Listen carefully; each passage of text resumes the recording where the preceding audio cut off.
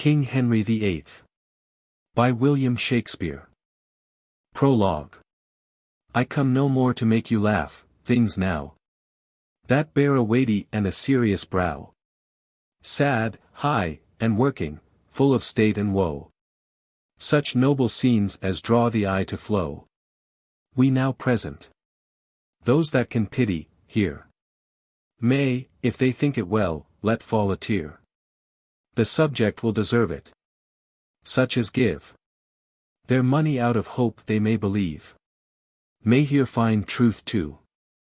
Those that come to see only a show or two, and so agree. The play may pass, if they be still and willing. I'll undertake may see away their shilling richly in 2 short hours. Only they that come to hear a merry bawdy play, a noise of targets, or to see a fellow in a long motley coat guarded with yellow, will be deceived. For, gentle hearers, know to rank our chosen truth with such a show as fool and fight is, beside forfeiting our own brains, and the opinion that we bring to make that only true we now intend, will leave us never an understanding friend. Therefore, for goodness sake, and as you are known the first and happiest hearers of the town, be sad, as we would make ye, think ye see the very persons of our noble story as they were living. Think you see them great, and followed with the general throng and sweat of 1,000 friends, then in a moment, see how soon this mightiness meets misery. And, if you can be merry then, I'll say, a man may weep upon his wedding day. How do you find this book? Any thoughts about the book or the author? Any suggestion for improvement? Please take a moment to share your thoughts in a comment. If you like it, share it with your friends who might enjoy it as well. Subscribe to keep in touch. Visit CompleteAudiobooks.com for more quality content. Act 1. Scene 1. London. An antechamber in the palace. Enter Norfolk at one door, at the other, Buckingham and Abergavenny. Buckingham. Good morrow, and well met. How have ye done since last we saw in France? Norfolk. I thank your grace. Healthful. And ever since a fresh admirer of what I saw there. Buckingham. An untimely ague stayed me a prisoner in my chamber when those sons of glory, those 2 lights of men, met in the vale of Andren. Norfolk. Twixt Gwines and Ardey. I was then present, saw them salute on horseback. Beheld them, when they lighted, how they clung in their embracement, as they grew together. Which had they, what 4 throned ones could have weight? Such a compounded one. Buckingham. All the whole time I was my chamber's prisoner. Norfolk. Then you lost the view of earthly glory, men might say. Till this time pomp was single, but now married to one above itself. Each following day became the next day's master, till the last made former wonders its. Today the French, all clinkant, all in gold, like heathen gods, shone down the English, and, tomorrow, they made Britain India, every man that stood showed like a mine. Their dwarfish pages were as cherubins, all gilt, the madams too, not used to toil, did almost sweat to bear the pride upon them, that their very labor was to them as a painting. Now this mask was cried incomparable, and the ensuing night made it a fool and beggar. The 2 kings, equal in lustre, were now best, now worst. As presents did present them, him in eye, still him in praise, and, being present both, 'twas said they saw but one, and no discerner durst wag his tongue in censure. When these sons, for so they phrase, by their heralds challenged The noble spirits to arms, they did perform. Beyond thought's compass.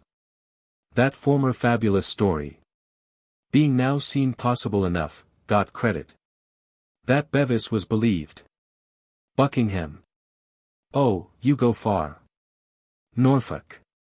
As I belong to worship and affect. In honor honesty, the tract of everything. Would by a good discourser lose some life. Which action's self was tongue to. All was royal. To the disposing of it not rebelled. Order gave each thing view. The office did. Distinctly his full function. Buckingham. Who did guide? I mean, who set the body in the limbs. Of this great sport together, as you guess. Norfolk. One, certes, that promises no element. In such a business.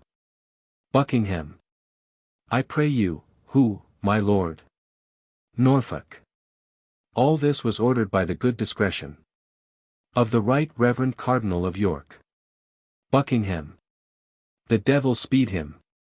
No man's pie is freed from his ambitious finger. What had he to do in these fierce vanities? I wonder. That such a keech can with his very bulk take up the rays o' the beneficial sun, and keep it from the earth. Norfolk. Surely, sir. There's in him stuff that puts him to these ends.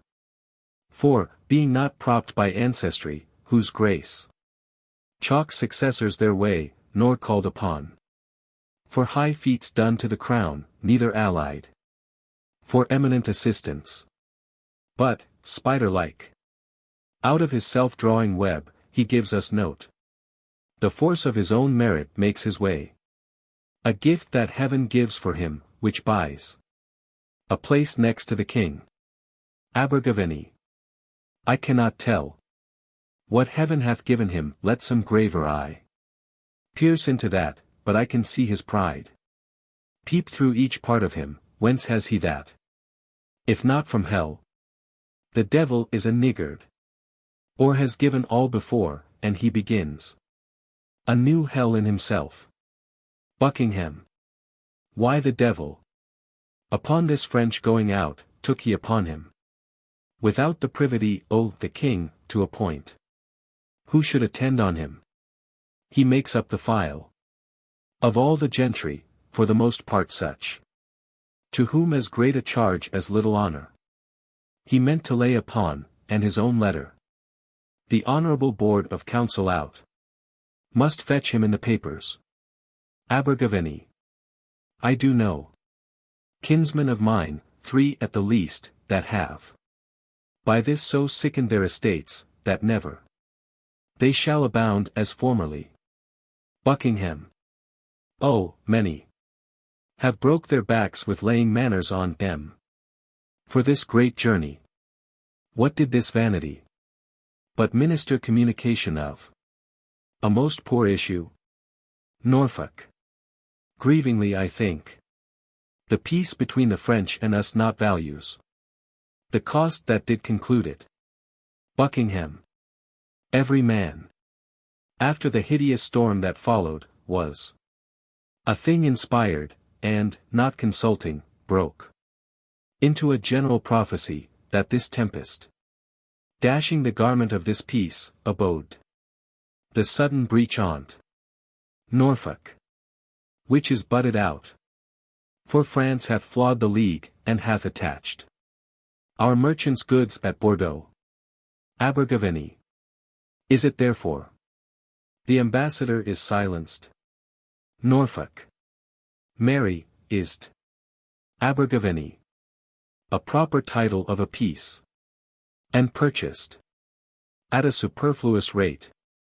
Buckingham. Why, all this business our reverend cardinal carried. Norfolk. Like it your grace. The state takes notice of the private difference betwixt you and the cardinal. I advise you, and take it from a heart that wishes towards you honor and plenteous safety, that you read the cardinal's malice and his potency. Together, to consider further that what his high hatred would effect wants not a minister in his power. You know his nature. That he's revengeful, and I know his sword hath a sharp edge, it's long and, may be said. It reaches far, and where 'twill not extend, thither he darts it. Bosom up my counsel. You'll find it wholesome. Lo, where comes that rock that I advise your shunning? Enter Cardinal Wolsey, the purse borne before him, certain of the guard, and 2 secretaries with papers. Cardinal Wolsey in his passage fixeth his eye on Buckingham, and Buckingham on him, both full of disdain. Cardinal Wolsey. The Duke of Buckingham's surveyor, ha! Where's his examination? First Secretary. Here, so please you. Cardinal Wolsey. Is he in person ready? First Secretary. Aye, please your grace. Cardinal Wolsey. Well, we shall then know more, and Buckingham shall lessen this big look. Exeunt Cardinal Wolsey and his train. Buckingham. This butcher's cur is venom-mouthed, and I have not the power to muzzle him, therefore best not wake him in his slumber. A beggar's book outworths a noble's blood. Norfolk. What, are you chafed? Ask God for temperance, that's the appliance only which your disease requires. Buckingham. I read in's looks matter against me, and his eye reviled me as his abject object, at this instant. He bores me with some trick, he's gone to the king. I'll follow and outstare him. Norfolk. Stay, my lord. And let your reason with your collar question. What 'tis you go about, to climb steep hills. Requires slow pace at first, anger is like a full hot horse, who being allowed his way, self-mettle tires him. Not a man in England can advise me like you, be to yourself as you would to your friend. Buckingham. I'll to the king, and from a mouth of honor quite cry down this Ipswich fellow's insolence, or proclaim there's difference in no persons. Norfolk. Be advised. Heat not a furnace for your foe so hot that it do singe yourself, we may outrun by violent swiftness, that which we run at, and lose by overrunning. Know you not the fire that mounts the liquor till run o'er, in seeming to augment it wastes it? Be advised. I say again, there is no English soul more stronger to direct you than yourself. If with the sap of reason you would quench, or but allay, the fire of passion. Buckingham. Sir. I am thankful to you. And I'll go along by your prescription, but this top-proud fellow, whom from the flow of gall I name not but from sincere motions, by intelligence, and proofs as clear as founts in July when we see each grain of gravel, I do know to be corrupt and treasonous. Norfolk. Say not treasonous. Buckingham. To the king I'll sate, and make my vouches strong as shore of rock. Attend this holy fox, or wolf, or both, for he is equal ravenous as he is subtle, and as prone to mischief as able to perform his mind and place, infecting one another, yea, reciprocally, only to show his pomp as well in France as here at home, suggests the king our master. To this last costly treaty, the interview that swallowed so much treasure, and like a glass did break the rinsing. Norfolk. Faith, and so it did. Buckingham. Pray, give me favour, sir. This cunning cardinal the articles, the combination drew as himself pleased, and they were ratified as he cried, thus let be, to as much end as give a crutch to the dead, but our Count Cardinal has done this, and 'tis well, for worthy Wolsey, who cannot err, he did it. Now this follows, which, as I take it, is a kind of puppy. To the old dam, treason, Charles the Emperor, under pretence to see the Queen his aunt. For 'twas indeed his colour, but he came to whisper Wolsey here makes visitation. His fears were that the interview betwixt England and France might, through their amity, breed him some prejudice. For from this league peeped harms that menaced him, he privily deals with our Cardinal, and, as I trow, which I do well, for I am sure the Emperor paid ere he promised, whereby his suit was granted, ere it was asked. But when the way was made, and paved with gold, the Emperor thus desired that he would please to alter the King's course, and break the foresaid peace.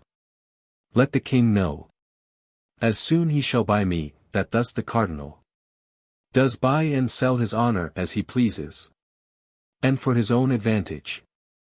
Norfolk, I am sorry to hear this of him, and could wish he were something mistaken in't. Buckingham, no, not a syllable. I do pronounce him in that very shape. He shall appear in proof. Enter Brandon, a sergeant at arms before him, and 2 or 3 of the guard. Brandon, your office, sergeant, execute it. Sergeant, sir, my lord the Duke of Buckingham, and Earl of Hereford, Stafford, and Northampton, I arrest thee of high treason, in the name of our most sovereign King. Buckingham, lo, you, my lord, the net has fallen upon me. I shall perish under device and practice.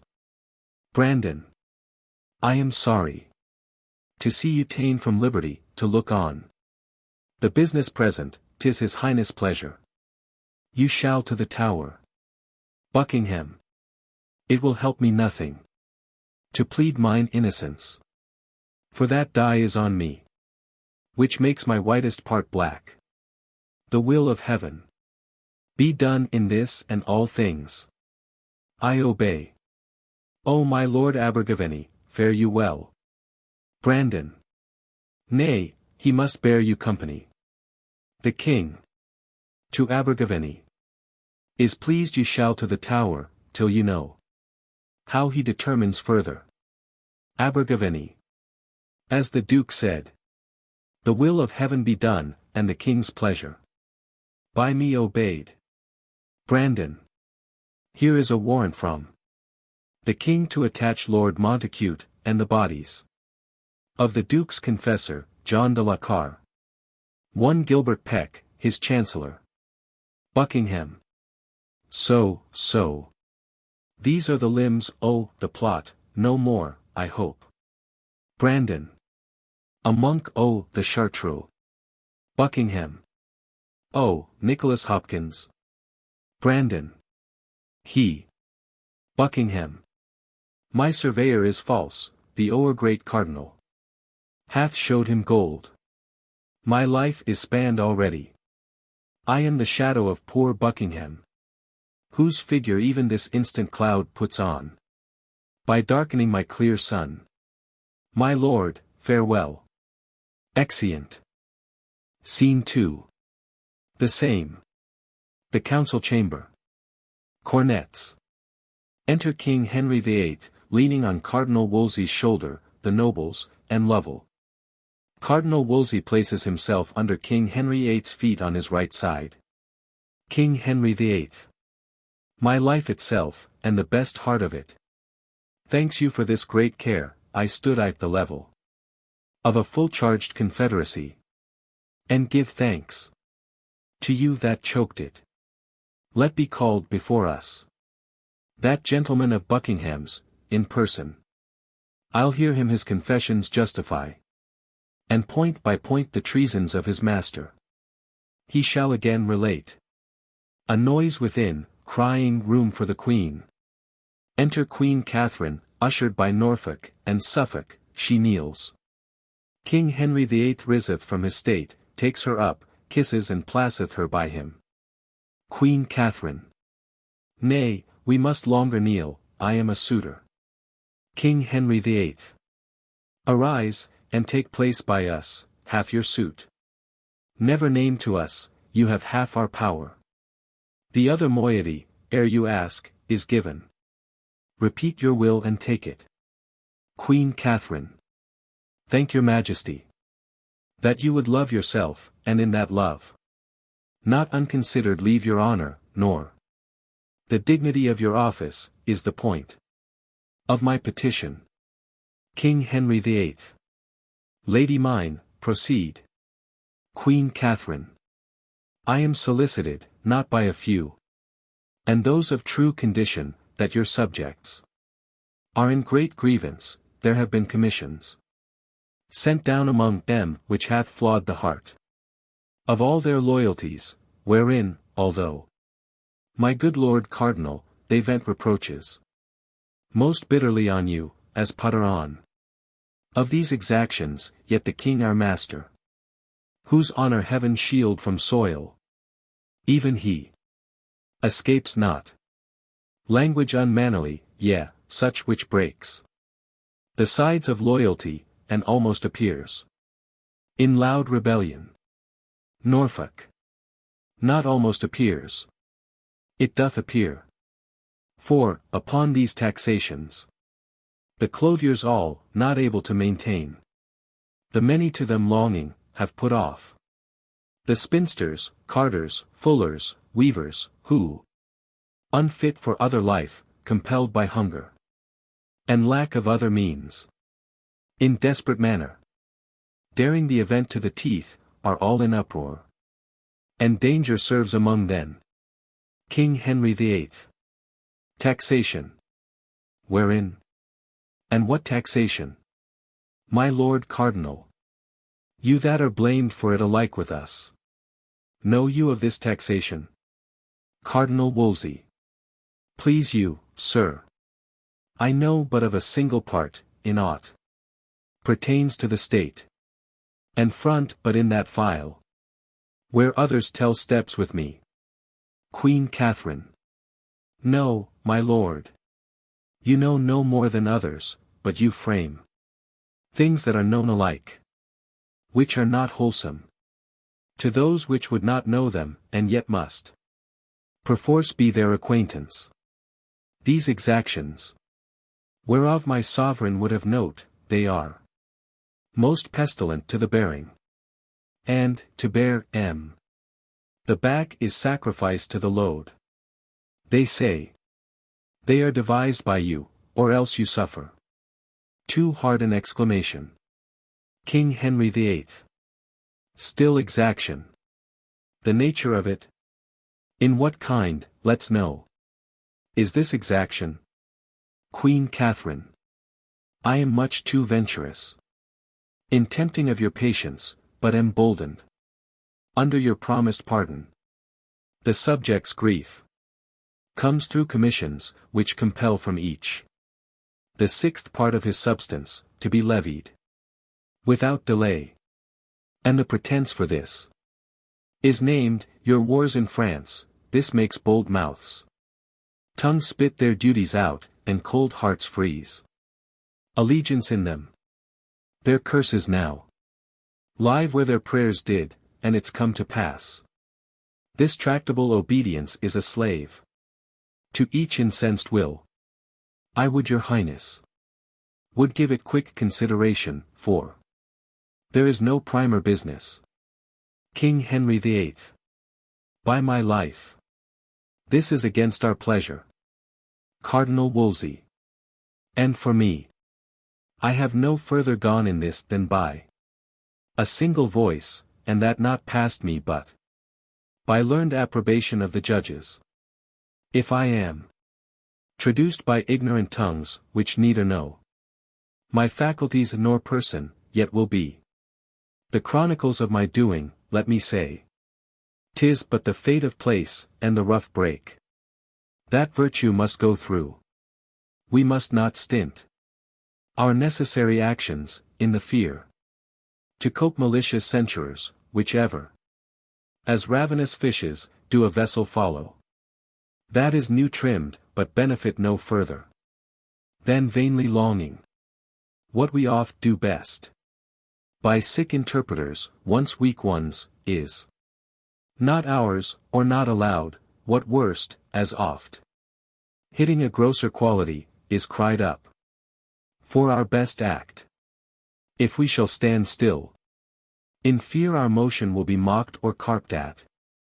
We should take root here where we sit, or sit state statues only. King Henry VIII. Things done well, and with a care, exempt themselves from fear. Things done without example, in their issue, are to be feared. Have you a precedent of this commission? I believe, not any. We must not rend our subjects from our laws, and stick them in our will. Sixth part of each, a trembling contribution. Why, we take from every tree lop, bark, and part o' the timber. And, though we leave it with a root, thus hacked, the air will drink the sap. To every county where this is questioned send our letters, with free pardon to each man that has denied the force of this commission. Pray, look to't. I put it to your care. Cardinal Wolsey. A word with you. To the Secretary. Let there be letters writ to every shire of the King's grace and pardon. The grieved Commons hardly conceive of me. Let it be noised that through our intercession this revokement and pardon comes. I shall anon advise you further in the proceeding. Exit Secretary. Enter Surveyor. Queen Catherine. I am sorry that the Duke of Buckingham is run in your displeasure. King Henry VIII. It grieves many. The gentleman is learned, and a most rare speaker. To nature none more bound, his training such that he may furnish and instruct great teachers, and never seek for aid out of himself. Yet see, when these so noble benefits shall prove not well disposed, the mind growing once corrupt, they turn to vicious forms, 10 times more ugly than ever they were fair. This man so complete, who was enrolled 'mongst wonders, and when we, almost with ravished listening, could not find his hour of speech a minute, he, my lady, hath into monstrous habits put the graces that once were his, and is become as black as if besmeared in hell. Sit by us, you shall hear. This was his gentleman in trust of him. Things to strike honor sad. Bid him recount the fore-recited practices, whereof we cannot feel too little, hear too much. Cardinal Wolsey. Stand forth, and with bold spirit relate what you, most like a careful subject, have collected out of the Duke of Buckingham. King Henry VIII. Speak freely. Surveyor. First, it was usual with him, every day. It would infect his speech, that if the king should without issue die, he'll carry it so to make the scepter his, these very words I've heard him utter to his son-in-law, Lord Abergavenny, to whom by oath he menaced revenge upon the cardinal. Cardinal Wolsey. Please your highness, note this dangerous conception in this point. Not friend by his wish, to your high person. His will is most malignant, and it stretches beyond you, to your friends. Queen Catherine. My learned Lord Cardinal. Deliver all with charity. King Henry VIII. Speak on. How grounded he his title to the crown? Upon our fail. To this point hast thou heard him at any time speak aught? Surveyor. He was brought to this by a vain prophecy of Nicholas Hopkins. King Henry VIII. What was that, Hopkins? Surveyor. Sir, a Chartreux friar. His confessor, who fed him every minute with words of sovereignty. King Henry VIII. How knowst thou this? Surveyor. Not long before your highness sped to France. The Duke being at the Rose, within the parish. St. Lawrence Pulteney, did of me demand. What was the speech among the Londoners? Concerning the French journey, I replied. Men feared the French would prove perfidious to the king's danger. Presently the Duke said, 'twas the fear, indeed, and that he doubted 'twould prove the verity of certain words spoke by a holy monk. That oft, says he, hath sent to me, wishing me to permit John de la Carre, my chaplain, a choice hour to hear from him a matter of some moment, whom after under the confession's seal he solemnly had sworn that what he spoke, my chaplain to no creature living, but to me, should utter, with demure confidence. This pausingly ensued, neither the king nor heirs tell you the Duke shall prosper, bid him strive to gain the love o' the commonalty, the Duke shall govern England. Queen Catherine. If I know you well, you were the Duke's surveyor, and lost your office. On the complaint o' the tenants, take good heed. You charge not in your spleen a noble person, and spoil your nobler soul, I say, take heed. Yes, heartily beseech you. King Henry VIII. Let him on. Go forward. Surveyor. On my soul, I'll speak but truth. I told my lord the Duke, by the devil's illusions, the monk might be deceived, and that 'twas dangerous for him to ruminate on this so far, until it forged him some design, which, being believed, it was much like to do, he answered, tush. It can do me no damage. Adding further, that, had the king in his last sickness failed, the cardinals and Sir Thomas Lovell's heads should have gone off. King Henry VIII. Ha! What, so rank? Ah ha! There's mischief in this man, canst thou say further? Surveyor. I can, my liege. King Henry VIII. Proceed. Surveyor. Being at Greenwich, after your highness had reproved the Duke about Sir William Blomer. King Henry VIII. I remember of such a time, being my sworn servant, the Duke retained him his. But on, what hence? Surveyor.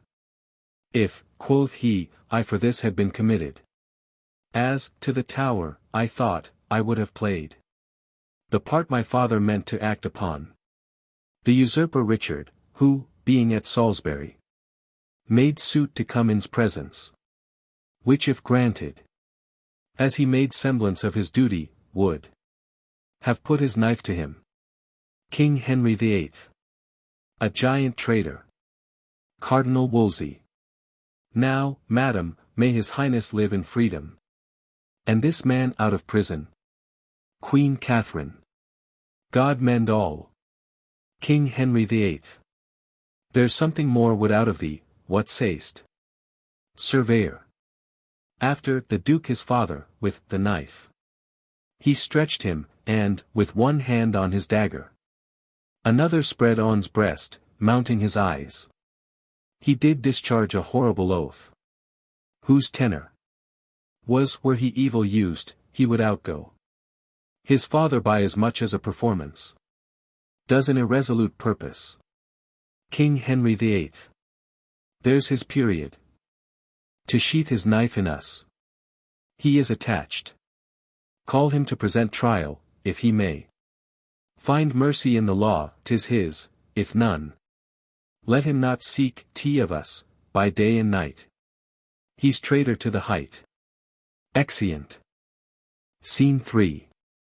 An antechamber in the palace. Enter Chamberlain and Sands. Chamberlain. Is't possible the spells of France should juggle men into such strange mysteries? Sans. New customs. Though they be never so ridiculous. Nay, let them be unmanly, yet are followed. Chamberlain. As far as I see, all the good our English have got by the late voyage is but merely a fit or two o' the face, but they are shrewd ones. For when they hold you would swear directly their very noses had been counsellors. To Pepin or Clotharius, they keep state so. Sans.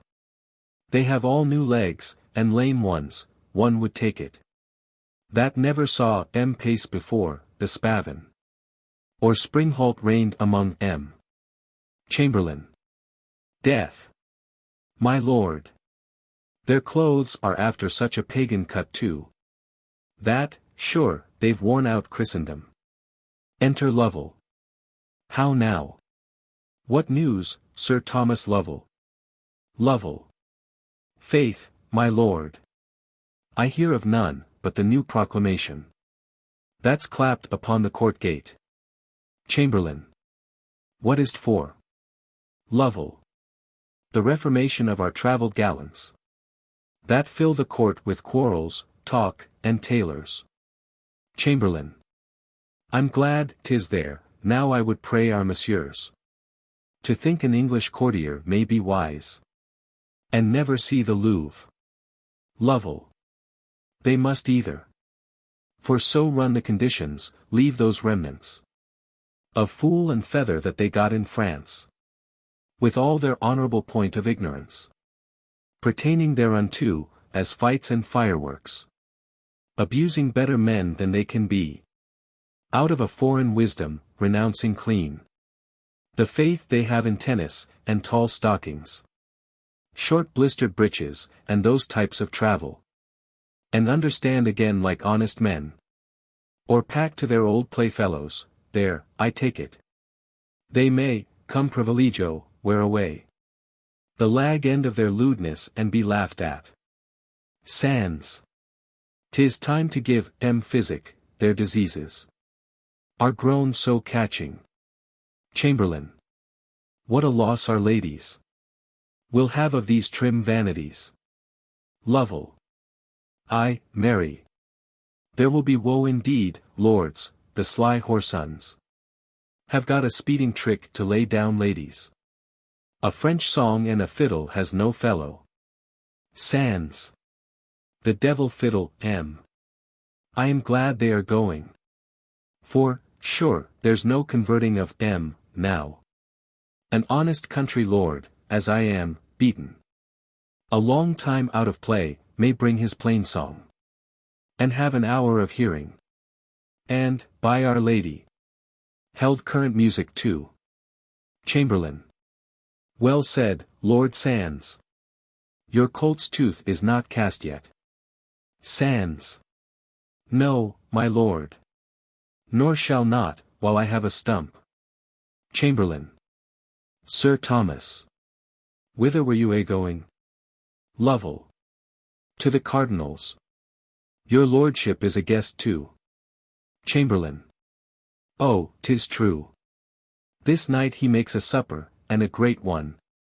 To many lords and ladies, there will be the beauty of this kingdom, I'll assure you. Lovell. That churchman bears a bounteous mind indeed. A hand as fruitful as the land that feeds us. His dews fall everywhere. Chamberlain. No doubt he's noble. He had a black mouth that said other of him. Sans. He may, my lord. Has wherewithal, in him. Sparing would show a worse sin than ill doctrine. Men of his way should be most liberal. They are set here for examples. Chamberlain. True, they are so. But few now give so great ones. My barge stays. Your lordship shall along.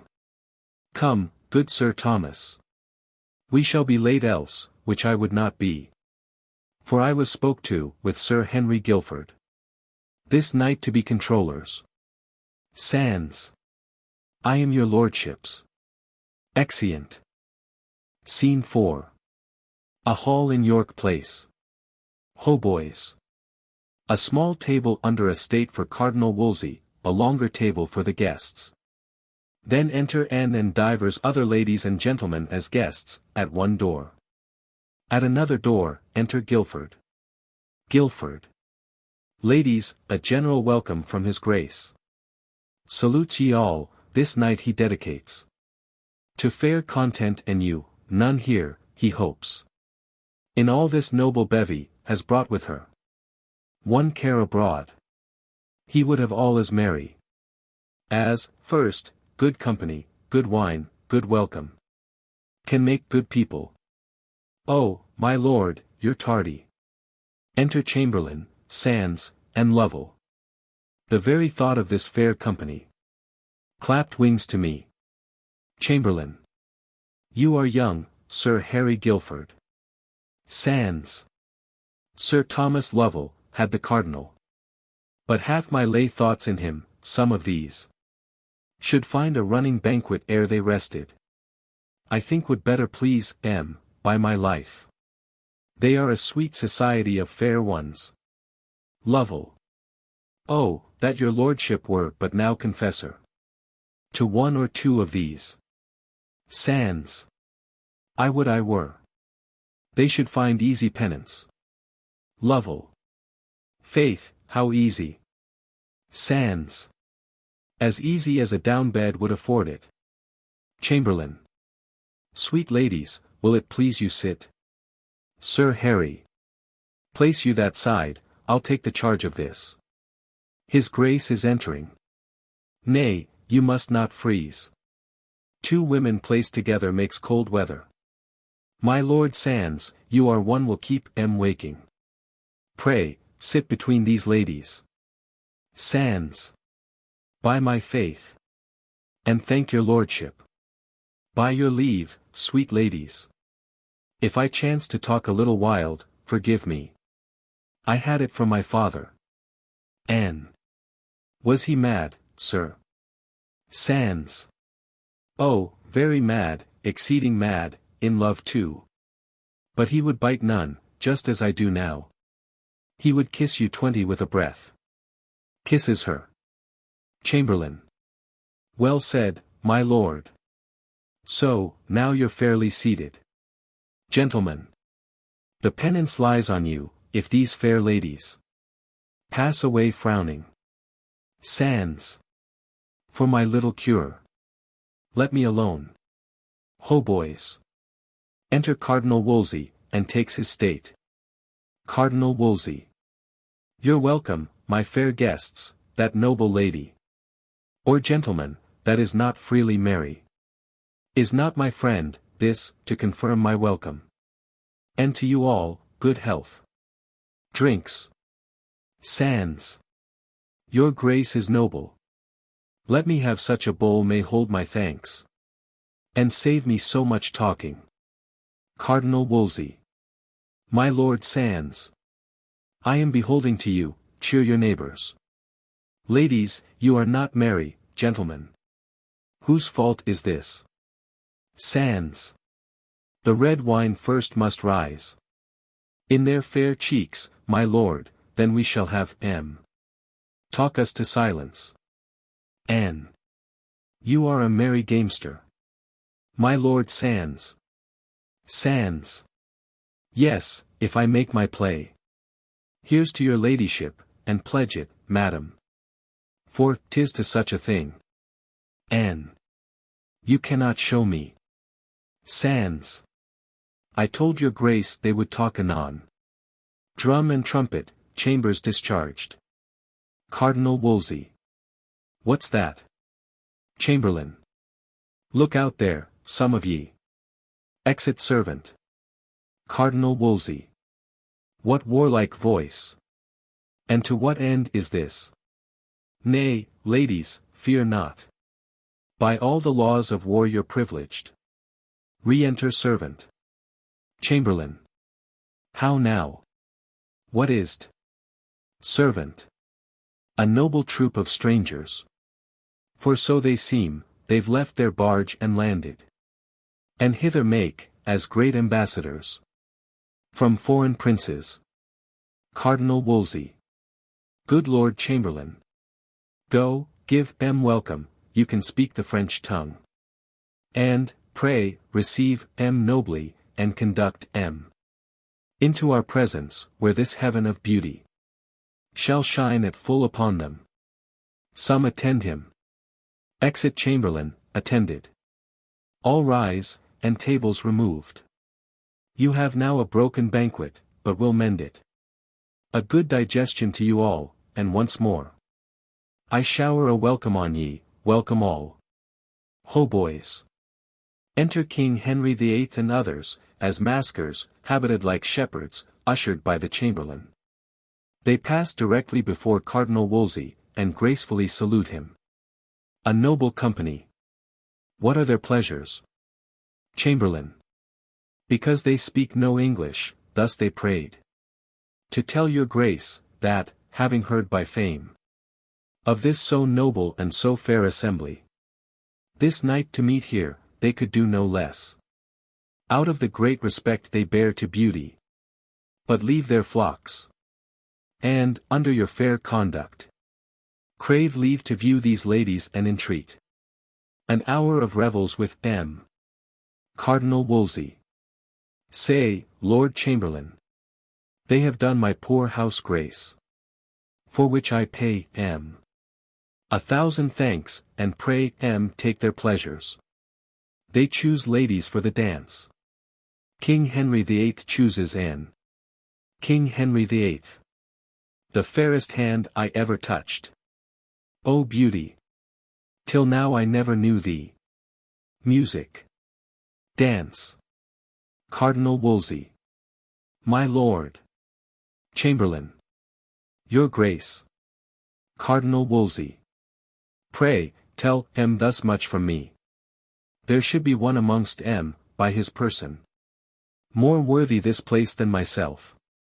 To whom, if I but knew him, with my love and duty, I would surrender it. Chamberlain. I will, my lord. Whispers the maskers. Cardinal Wolsey. What say they?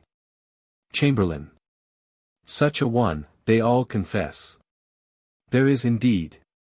Which they would have your grace. Find out, and he will take it. Cardinal Wolsey. Let me see, then. By all your good leaves, gentlemen, here I'll make my royal choice. King Henry VIII. Ye have found him, Cardinal. Unmasking. You hold a fair assembly, you do well, Lord. You are a churchman, or, I'll tell you, Cardinal. I should judge now unhappily. Cardinal Wolsey. I am glad. Your grace is grown so pleasant. King Henry VIII. My Lord Chamberlain. Prithee, come hither, what fair ladies that? Chamberlain. An't please your grace, Sir Thomas Boland's daughter. The Viscount Rochford, one of her highness women. King Henry VIII. By heaven, she is a dainty one. Sweetheart. I were unmannerly, to take you out. And not to kiss you. A health, gentlemen. Let it go round. Cardinal Wolsey. Sir Thomas Lovell, is the banquet ready? I, the privy chamber. Lovell. Yes, my lord. Cardinal Wolsey. Your grace. I fear, with dancing is a little heated. King Henry VIII. I fear, too much. Cardinal Wolsey. There's fresher air, my lord. In the next chamber. King Henry VIII. Lead in your ladies, every one, sweet partner. I must not yet forsake you, let's be merry. Good my lord Cardinal, I have half a dozen healths. To drink to these fair ladies, and a measure. To lead once again. And then let's dream. Who's best in favor? Let the music knock it. Exeunt with trumpets. Act 2. Scene 1. Westminster. A street. Enter two gentlemen, meeting. First gentleman. Whither away so fast? Second gentleman. Oh, God save ye.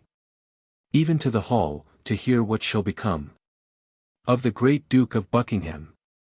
First gentleman. I'll save you that labor, sir. All's now done, but the ceremony of bringing back the prisoner. Second gentleman. Were you there? First gentleman. Yes, indeed, was I. Second gentleman. Pray, speak what has happened. First gentleman. You may guess quickly what. Second gentleman. Is he found guilty? First gentleman. Yes, truly is he, and condemned upon't. Second gentleman. I am sorry for't. First gentleman. So are a number more. Second gentleman. But, pray, how passed it? First gentleman. I'll tell you in a little. The great Duke came to the bar, where to his accusations he pleaded still not guilty and alleged many sharp reasons to defeat the law.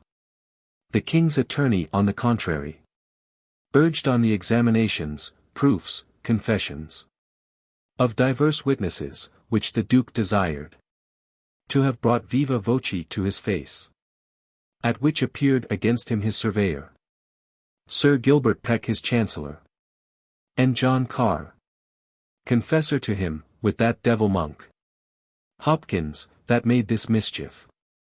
Second gentleman. That was he that fed him with his prophecies. First gentleman. The same. All these accused him strongly, which he fain would have flung from him, but, indeed, he could not. And so his peers, upon this evidence, have found him guilty of high treason. Much he spoke, and learnedly, for life, but all was either pitted in him or forgotten. Second gentleman. After all this, how did he bear himself? First gentleman. When he was brought again to the bar, to hear his knell rung out, his judgment, he was stirred with such an agony, he sweat extremely, and something spoke in choler, ill, and hasty. But he fell to himself again, and sweetly in all the rest showed a most noble patience. Second gentleman. I do not think he fears death. First gentleman. Sure, he does not. He never was so womanish, the cause he may a little grieve at. Second gentleman. Certainly. The cardinal is the end of this. First gentleman. 'Tis likely. By all conjectures, first, Kildare's attainder, then Deputy of Ireland, who removed Earl Surrey was sent thither, and in haste too, lest he should help his father. Second gentleman. That trick of state was a deep envious one. First gentleman. At his return, no doubt he will requite it. This is noted. And generally, whoever the king favors, the cardinal instantly will find employment. And far enough from court too. Second gentleman. All the commons hate him perniciously, and, oh, my conscience, wish him 10 fathom deep, this duke as much. They love and dote on, call him bounteous Buckingham, the mirror of all courtesy. First gentleman. Stay there, sir, and see the noble ruined man you speak of. Enter Buckingham from his arraignment, tipstaves before him, the axe with the edge towards him. Halberds on each side, accompanied with Lovell, Vaux, Sands, and common people. Second gentleman. Let's stand close, and behold him. Buckingham. All good people. You that thus far have come to pity me, hear what I say, and then go home and lose me. I have this day received a traitor's judgment, and by that name must die, yet, heaven bear witness. And if I have a conscience, let it sink me. Even as the axe falls, if I be not faithful. The law I bear no malice for my death. T has done, upon the premises, but justice. But those that sought it I could wish more Christians. Be what they will, I heartily forgive M. Yet let M look they glory not in mischief. Nor build their evils on the graves of great men. For then my guiltless blood must cry against M. For further life in this world I ne'er hope. Nor will I sue, although the king have mercies. More than I dare make faults. You few that loved me. And dare be bold to weep for Buckingham. His noble friends and fellows, whom to leave is only bitter to him, only dying. Go with me, like good angels, to my end. And, as the long divorce of steel falls on me, make of your prayers one sweet sacrifice. And lift my soul to heaven. Lead on, O God's name. Lovell. I do beseech your grace, for charity. If ever any malice in your heart were hid against me, now to forgive me frankly. Buckingham. Sir Thomas Lovell, I as free forgive you.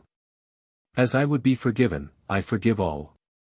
There cannot be those numberless offences gainst me, that I cannot take peace with. No black envy shall mark my grave. Commend me to his grace. And if he speak of Buckingham, pray, tell him. You met him half in heaven, my vows and prayers. Yet are the king's, and, till my soul forsake, shall cry for blessings on him, may he live longer than I have time to tell his years. Ever beloved and loving may his rule be. And when old time shall lead him to his end, goodness and he fill up one monument. Lovell. To the water side I must conduct your grace. Then give my charge up to Sir Nicholas Vaux, who undertakes you to your end. Vaux. Prepare there. The Duke is coming, see the barge be ready. And fit it with such furniture as suits the greatness of his person. Buckingham. Nay, Sir Nicholas. Let it alone, my state now will but mock me. When I came hither, I was Lord High Constable and Duke of Buckingham. Now, poor Edward Bohun. Yet I am richer than my base accusers. That never knew what truth meant, I now seal it. And with that blood will make M one day groan for't. My noble father, Henry of Buckingham, who first raised head against usurping Richard, flying for succor to his servant Bannister, being distressed, was by that wretch betrayed, and without trial fell, God's peace be with him.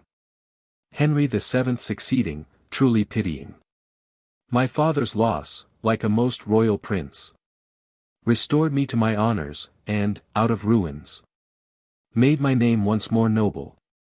Now his son, Henry the Eighth, life, honor, name and all, that made me happy at one stroke has taken for ever from the world.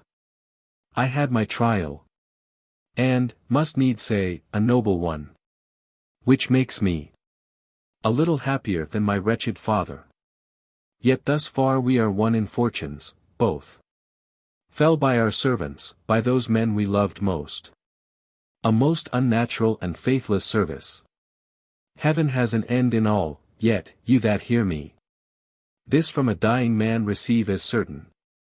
Where you are liberal of your loves and counsels, be sure you be not loose. For those you make friends, and give your hearts to, when they once perceive the least rub in your fortunes, fall away like water from ye, never found again. But where they mean to sink ye, all good people, pray for me. I must now forsake ye, the last hour of my long weary life is come upon me. Farewell. And when you would say something that is sad, speak how I fell. I have done, and God forgive me. Exeunt Buckingham and train. First Gentleman. Oh, this is full of pity.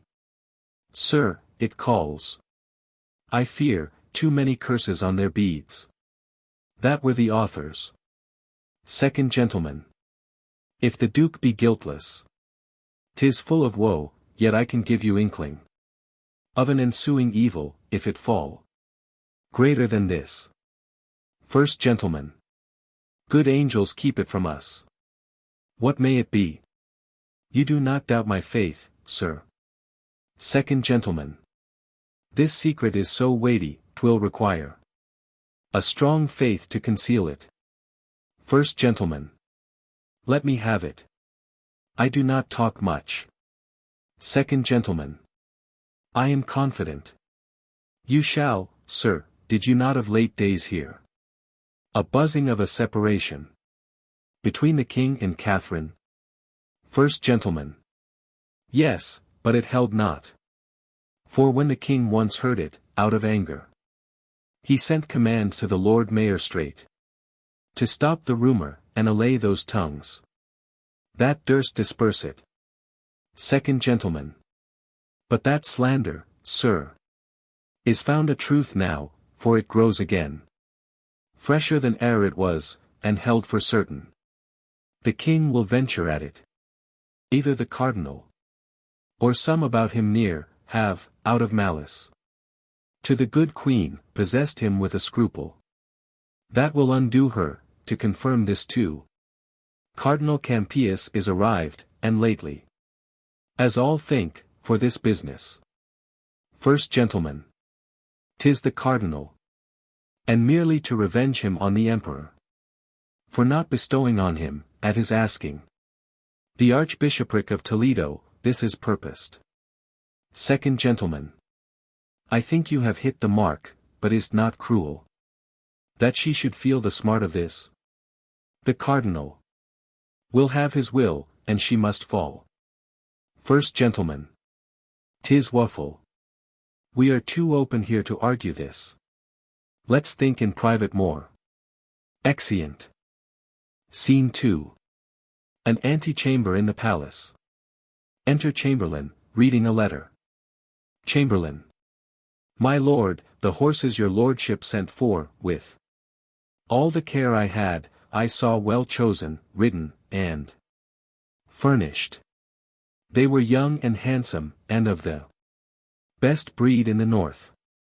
When they were ready to set out for London, a man of my Lord Cardinal's, by commission and main power, took them from me. With this reason, his master would be served before a subject, if not before the king, which stopped our mouths, sir. I fear he will indeed. Well, let him have them. He will have all, I think. Enter, to Chamberlain, Norfolk and Suffolk. Norfolk. Well met, my Lord Chamberlain. Chamberlain. Good day to both your graces. Suffolk. How is the king employed? Chamberlain. I left him private, full of sad thoughts and troubles. Norfolk. What's the cause? Chamberlain. It seems the marriage with his brother's wife has crept too near his conscience. Suffolk. No, his conscience has crept too near another lady. Norfolk. 'Tis so. This is the cardinal's doing, the king cardinal. That blind priest, like the eldest son of fortune, turns what he list. The king will know him one day. Suffolk. Pray God he do. He'll never know himself else. Norfolk. How holily he works in all his business. And with what zeal. For, now he has cracked the league between us and the emperor, the queen's great nephew. He dives into the king's soul, and there scatters dangers, doubts, wringing of the conscience, fears, and despairs. And all these for his marriage. And out of all these to restore the king, he counsels a divorce, a loss of her that, like a jewel, has hung 20 years about his neck, yet never lost her luster. Of her that loves him with that excellence that angels love good men with, even of her That, when the greatest stroke of fortune falls, will bless the king, and is not this course pious? Chamberlain. Heaven keep me from such counsel. 'Tis most true. These news are everywhere, every tongue speaks them. And every true heart weeps for't, all that dare. Look into these affairs, see this main end. The French king's sister. Heaven will one day open the king's eyes, that so long have slept upon this bold bad man, Suffolk, and free us from his slavery. Norfolk. We had need pray, and heartily, for our deliverance. Or this imperious man will work us all. From princes into pages, all men's honors lie like one lump before him, to be fashioned into what pitch he please. Suffolk. For me, my lords, I love him not, nor fear him. There's my creed. As I am made without him, so I'll stand. If the king please, his curses and his blessings touch me alike, their breath I not believe in. I knew him, and I know him, so I leave him to him that made him proud, the Pope. Norfolk. Let's in. And with some other business put the king from these sad thoughts, that work too much upon him. My lord, you'll bear us company? Chamberlain. Excuse me. The king has sent me otherwhere, besides. You'll find a most unfit time to disturb him. Health to your lordships. Norfolk.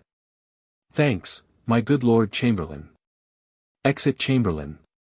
And King Henry VIII draws the curtain, and sits reading pensively. Suffolk. How sad he looks. Sure, he is much afflicted. King Henry VIII. Who's there, ha? Norfolk.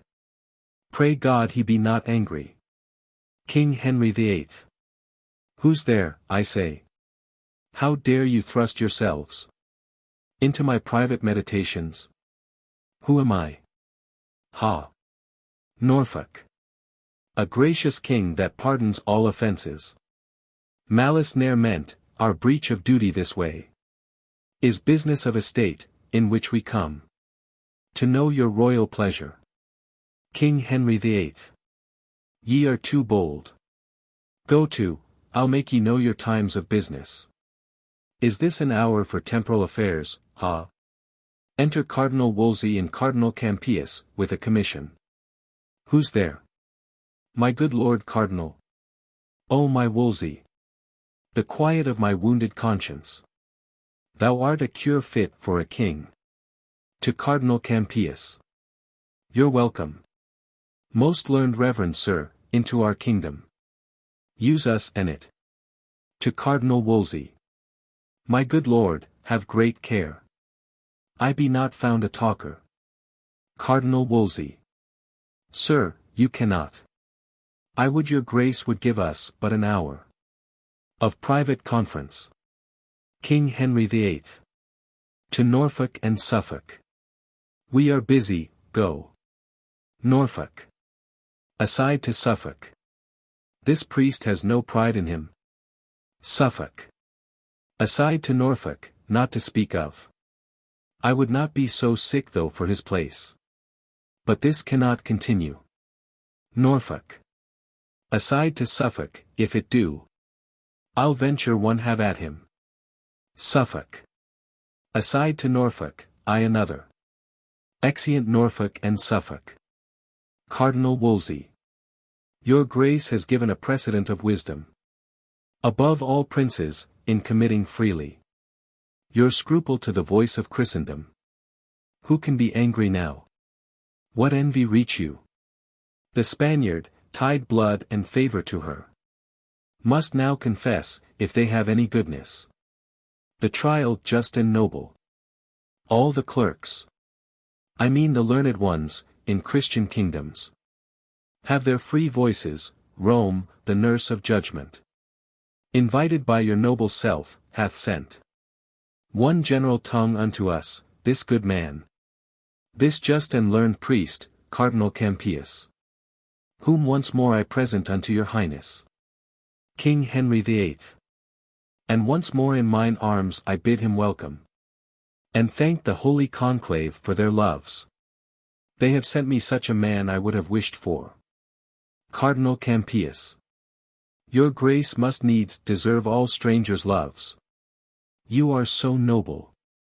To your highness' hand I tender my commission, by whose virtue the court of Rome commanding, you, my lord, Cardinal of York, are joined with me their servant, in the unpartial judging of this business. King Henry the Eighth. Two equal men. The Queen shall be acquainted forthwith for what you come. Where's Gardiner? Cardinal Wolsey. I know your majesty has always loved her, so dear in heart, not to deny her that a woman of less place might ask by law. Scholars allowed freely to argue for her. King Henry the Eighth. I, and the best she shall have, and my favor. To him that does best, God forbid else. Cardinal. Prithee, call Gardiner to me, my new secretary. I find him a fit fellow. Exit Cardinal Wolsey. Re-enter Cardinal Wolsey, with Gardiner. Cardinal Wolsey. Aside to Gardiner, give me your hand, much joy and favor to you. You are the king's now. Gardiner. Aside to Cardinal Wolsey. But to be commanded forever by your grace, whose hand has raised me. King Henry the Eighth. Come hither, Gardiner. Walks and whispers. Cardinal Campius. My lord of York, was not one Dr. Pace in this man's place before him? Cardinal Wolsey. Yes, he was. Cardinal Campius. Was he not held a learned man? Cardinal Wolsey. Yes, surely. Cardinal Campius. Believe me, there's an ill opinion spread then, even of yourself, Lord Cardinal. Cardinal Wolsey. How? Of me? Cardinal Campius. They will not stick to say you envied him. And fearing he would rise, he was so virtuous, kept him a foreign man still, which so grieved him, that he ran mad and died. Cardinal Wolsey. Heaven's peace be with him. That's Christian care enough, for living murmurers. There's places of rebuke. He was a fool. For he would needs be virtuous, that good fellow. If I command him, follows my appointment. I will have none so near else. Learn this, brother. We live not to be gripped by meaner persons. King Henry the Eighth. Deliver this with modesty to the Queen. Exit Gardiner. The most convenient place that I can think of for such receipt of learning is Blackfriars. There ye shall meet about this weighty business. My Wolsey, see it furnished. Oh, my lord! Would it not grieve an able man to leave so sweet a bedfellow? But, conscience, conscience. Oh, 'tis a tender place, and I must leave her. Exeunt. Scene 3. An antechamber of the Queen's apartments. Enter Anne and an old lady. Anne. Not for that neither, here's the pang that pinches. His Highness having lived so long with her, and she so good a lady that no tongue could ever pronounce dishonour of her. By my life, she never knew harm doing. Oh, now, after so many courses of the sun enthroned, still growing in a majesty and pomp, the which to leave 1,000-fold more bitter than 'tis sweet at first to acquire after this process. To give her the avant, it is a pity, would move a monster. Old lady. Hearts of most hard temper melt and lament for her. Anne. Oh, God's will. Much better. She ne'er had known pomp, thoug't be temporal. Yet, if that quarrel, fortune, do divorce it from the bearer, 'tis a sufferance panging as soul and body's severing. Old lady. Alas, poor lady. She's a stranger now again. Anne. So much the more must pity drop upon her. Verily. I swear, 'tis better to be lowly born, and range with humble livers in content, than to be perked up in a glistering grief, and wear a golden sorrow. Old lady. Our content is our best having. Anne. By my troth and maidenhead, I would not be a queen. Old lady. Beshrew me, I would. And venture maidenhead for't, and so would you. For all this spice of your hypocrisy. You, that have so fair parts of woman on you, have too a woman's heart. Which ever yet affected eminence, wealth, sovereignty. Which, to say sooth, are blessings, and which gifts, saving your mincing, the capacity of your soft cheverel conscience would receive, if you might please to stretch it. Anne. Nay, good troth. Old lady. Yes, troth, and troth, you would not be a queen. Anne. No, not for all the riches under heaven. Old lady, 'tis strange, a threepence bowed would hire me. Old as I am, to queen it, but, I pray you, what think you of a duchess? Have you limbs to bear that load of title? Anne. No, in truth. Old lady.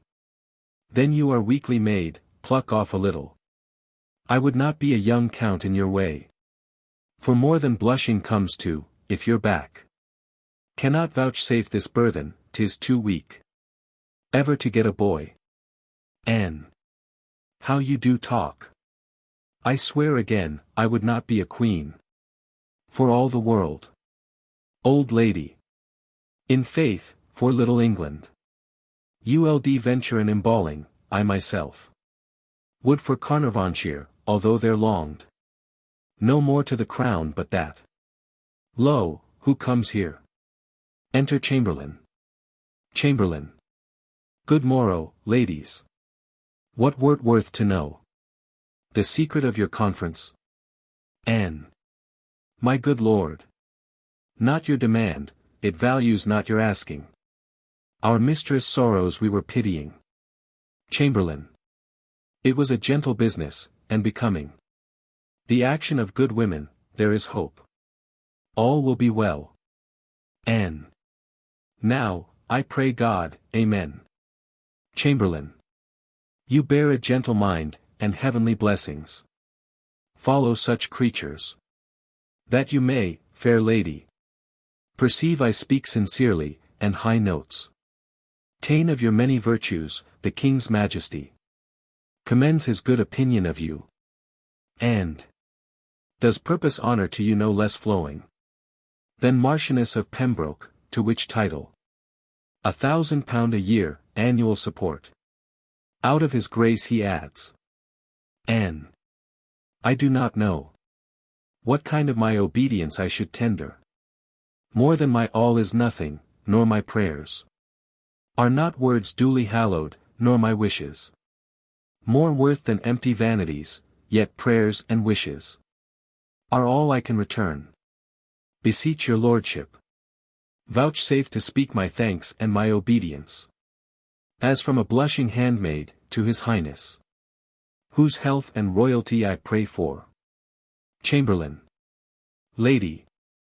I shall not fail to approve the fair conceit the king hath of you. Aside. I have perused her well. Beauty and honor in her are so mingled, that they have caught the king, and who knows yet but from this lady may proceed a gem to lighten all this isle. I'll to the king and say I spoke with you. Exit Chamberlain. Anne. My honored lord. Old lady. Why, this it is, see. I have been begging 16 years in court. Am yet a courtier beggarly, nor could come pat betwixt too early and too late. For any suit of pounds, and you, O fate. A very fresh fish here fie upon. This compelled fortune, have your mouth filled up. Before you open it. Anne. This is strange to me. Old lady. How tastes it? Is it bitter? 40 pence, no. There was a lady once, 'tis an old story. That would not be a queen, that would she not. For all the mud in Egypt, have you heard it? Anne. Come, you are pleasant. Old lady. With your theme, I could. O'ermount the lark. The Marchioness of Pembroke. £1,000 a year for pure respect.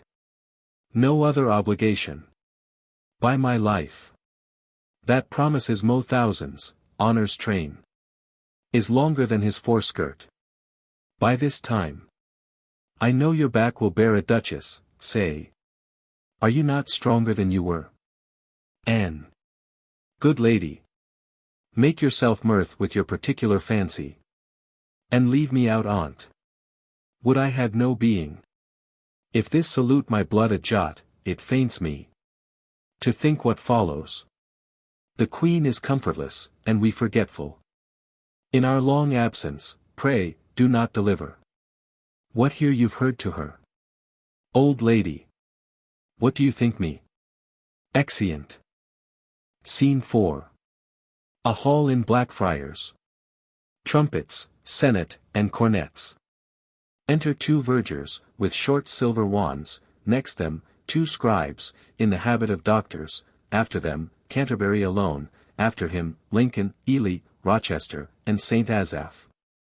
Next them, with some small distance, follows a gentleman bearing the purse, with the great seal, and a cardinal's hat, then 2 priests, bearing each a silver cross. Then a gentleman usher bareheaded, accompanied with a sergeant-at-arms bearing a silver mace, then 2 gentlemen bearing 2 great silver pillars, after them, side by side, Cardinal Wolsey and Cardinal Campius. 2 noblemen with the sword and mace. King Henry VIII takes place under the cloth of state, Cardinal Wolsey and Cardinal Campius sit under him as judges. Queen Catherine takes place some distance from King Henry VIII.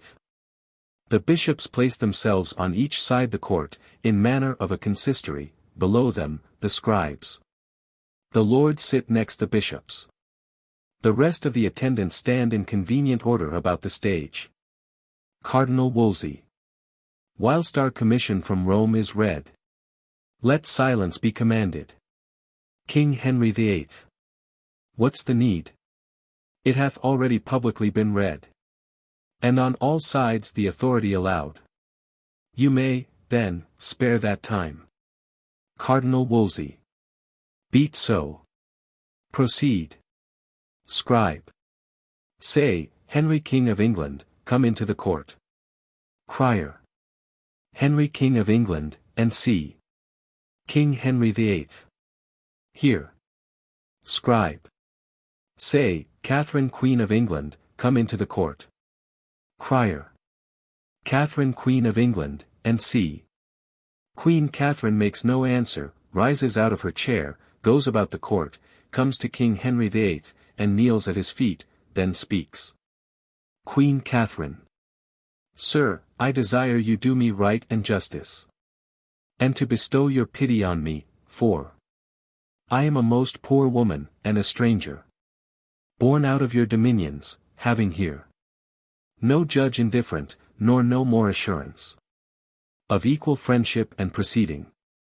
Alas, sir! In what have I offended you? What cause hath my behavior given to your displeasure, that thus you should proceed to put me off, and take your good grace from me?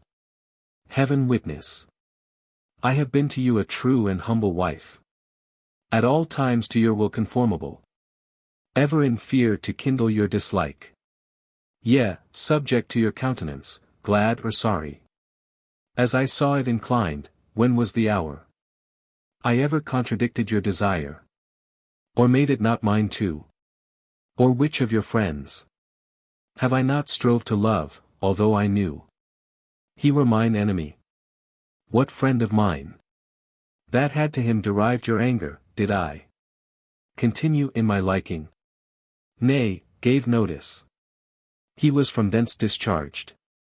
Sir, call to mind that I have been your wife, in this obedience, upward of 20 years, and have been blessed with many children by you, if, in the course and process of this time, you can report and prove it too, against mine honor aught, my bond to wedlock, or my love and duty, against your sacred person, in God's name, turn me away, and let the foulest contempt shut door upon me, and so give me up to the sharpest kind of justice.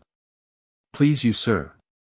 The king, your father, was reputed for a prince most prudent, of an excellent and unmatched wit and judgment. Ferdinand, my father, king of Spain, was reckoned one, the wisest prince that there had reigned by many a year before. It is not to be questioned that they had gathered a wise council to them of every realm, that did debate this business, who deemed our marriage lawful. Wherefore I humbly beseech you, sir, to spare me, till I may be by my friends in Spain advised, whose counsel I will implore. If not, the name of God, your pleasure be fulfilled.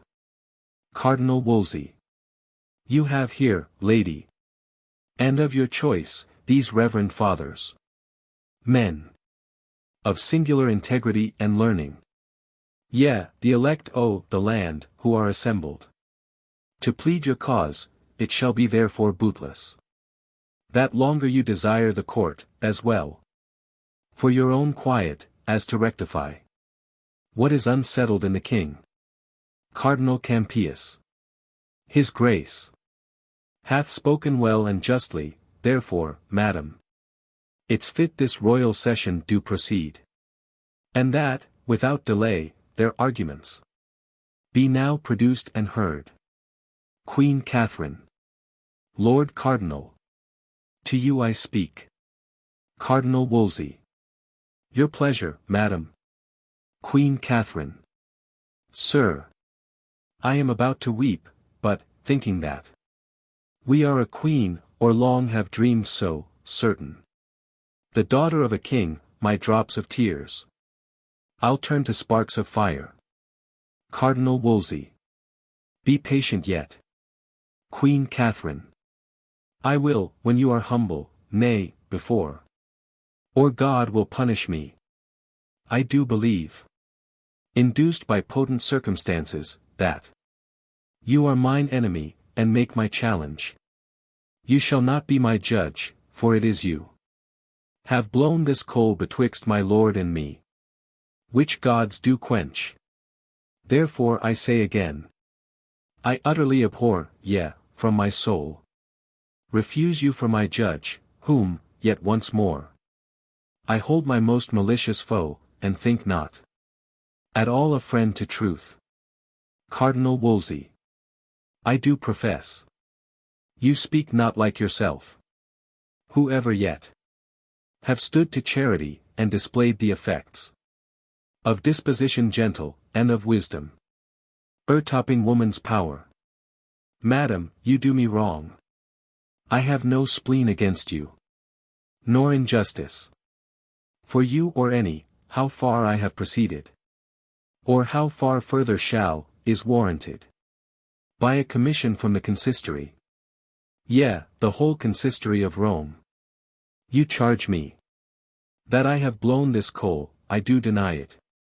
The king is present, if it be known to him that I gainsay my deed, how may he wound, and worthily, my falsehood? Yea, as much as you have done my truth. If he know that I am free of your report, he knows I am not of your wrong. Therefore in him it lies to cure me, and the cure is, to remove these thoughts from you, the which before His Highness shall speak in, I do beseech you, gracious madam, to unthink your speaking, and to say so no more. Queen Catherine. My lord, my lord.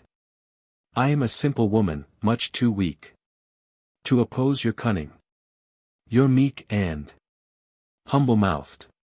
You sign your place and calling, in full seeming, with meekness and humility. But your heart is crammed with arrogancy, spleen, and pride. You have, by fortune and his highness' favors, gone slightly o'er low steps and now are mounted where powers are your retainers, and your words domestics to you, serve your will as't please. Yourself pronounce their office. I must tell you, you tender more your person's honor than your high profession spiritual, that again I do refuse you for my judge, and here before you all, appeal unto the Pope, to bring my whole cause for his holiness, and to be judged by him. She curtsies to King Henry VIII, and offers to depart. Cardinal Campius. The Queen is obstinate, stubborn to justice, apt to accuse it, and disdainful to be tried by't, 'tis not well. She's going away. King Henry VIII. Call her again.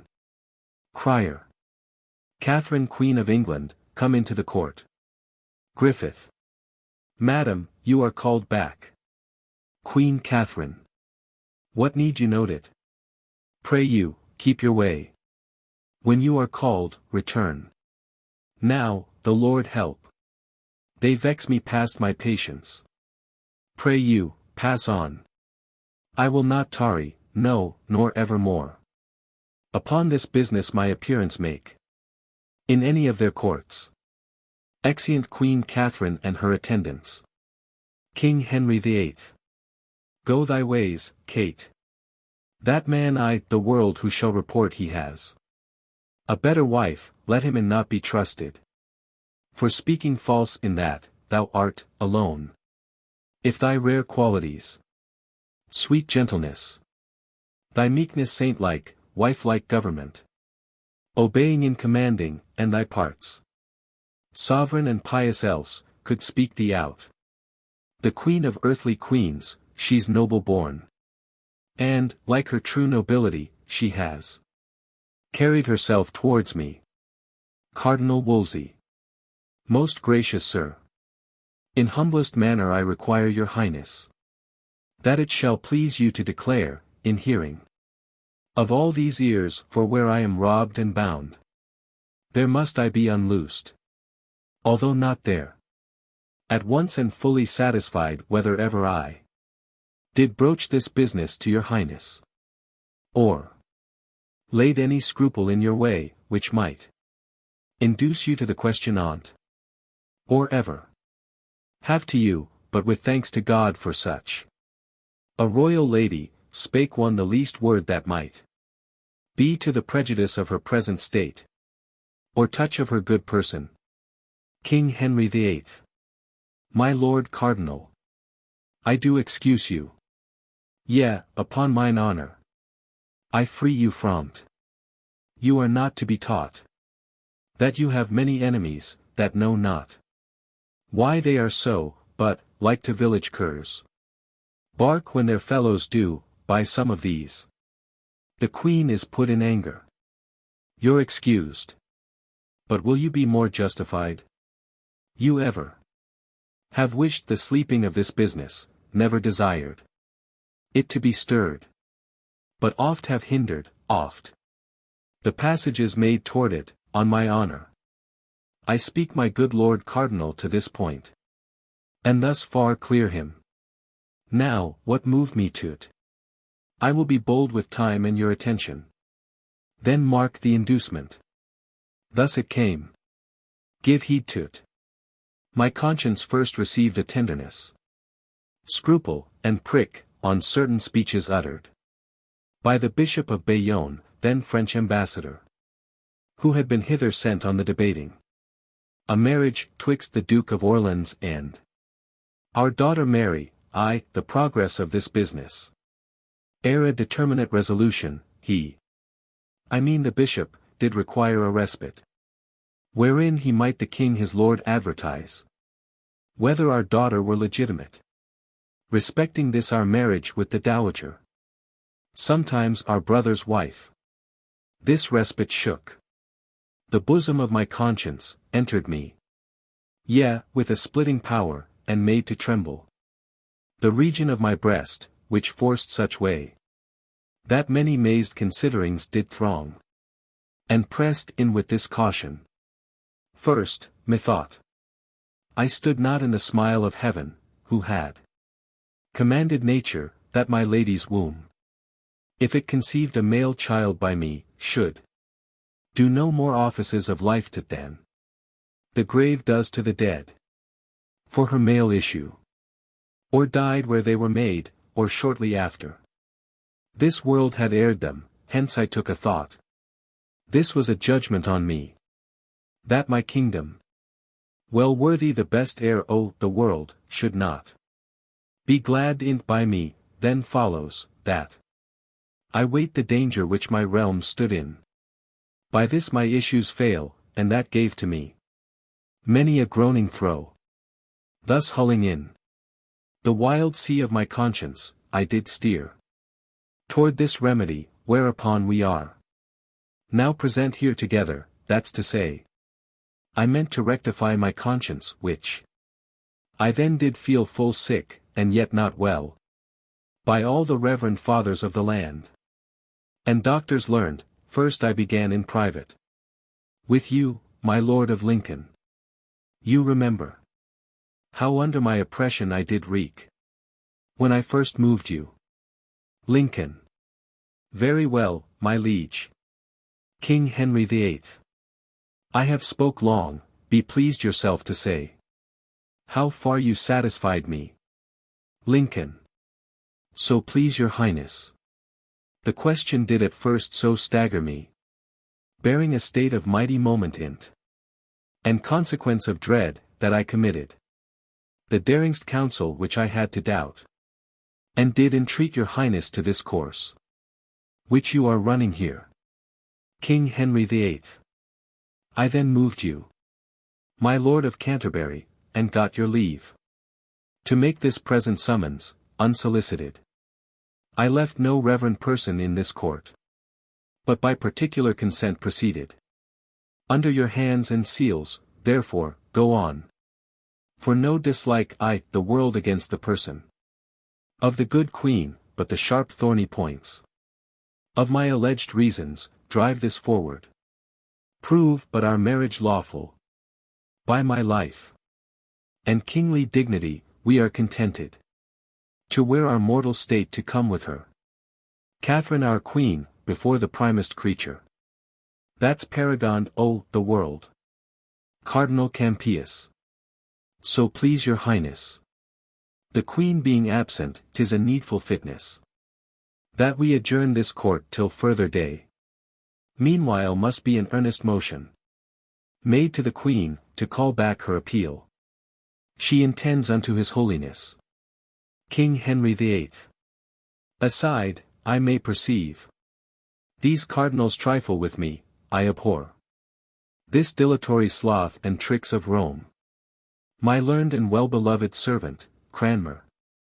Prithee, return. With thy approach, I know my comfort comes along. Break up the court. I say, set on. Exeunt in manner as they entered. Act 3. Scene 1. London. Queen Catherine's apartments. Enter Queen Catherine and her women, as at work. Queen Catherine. Take thy lute, wench, my soul grows sad with troubles. Sing, and disperse, if thou canst, leave working. Song.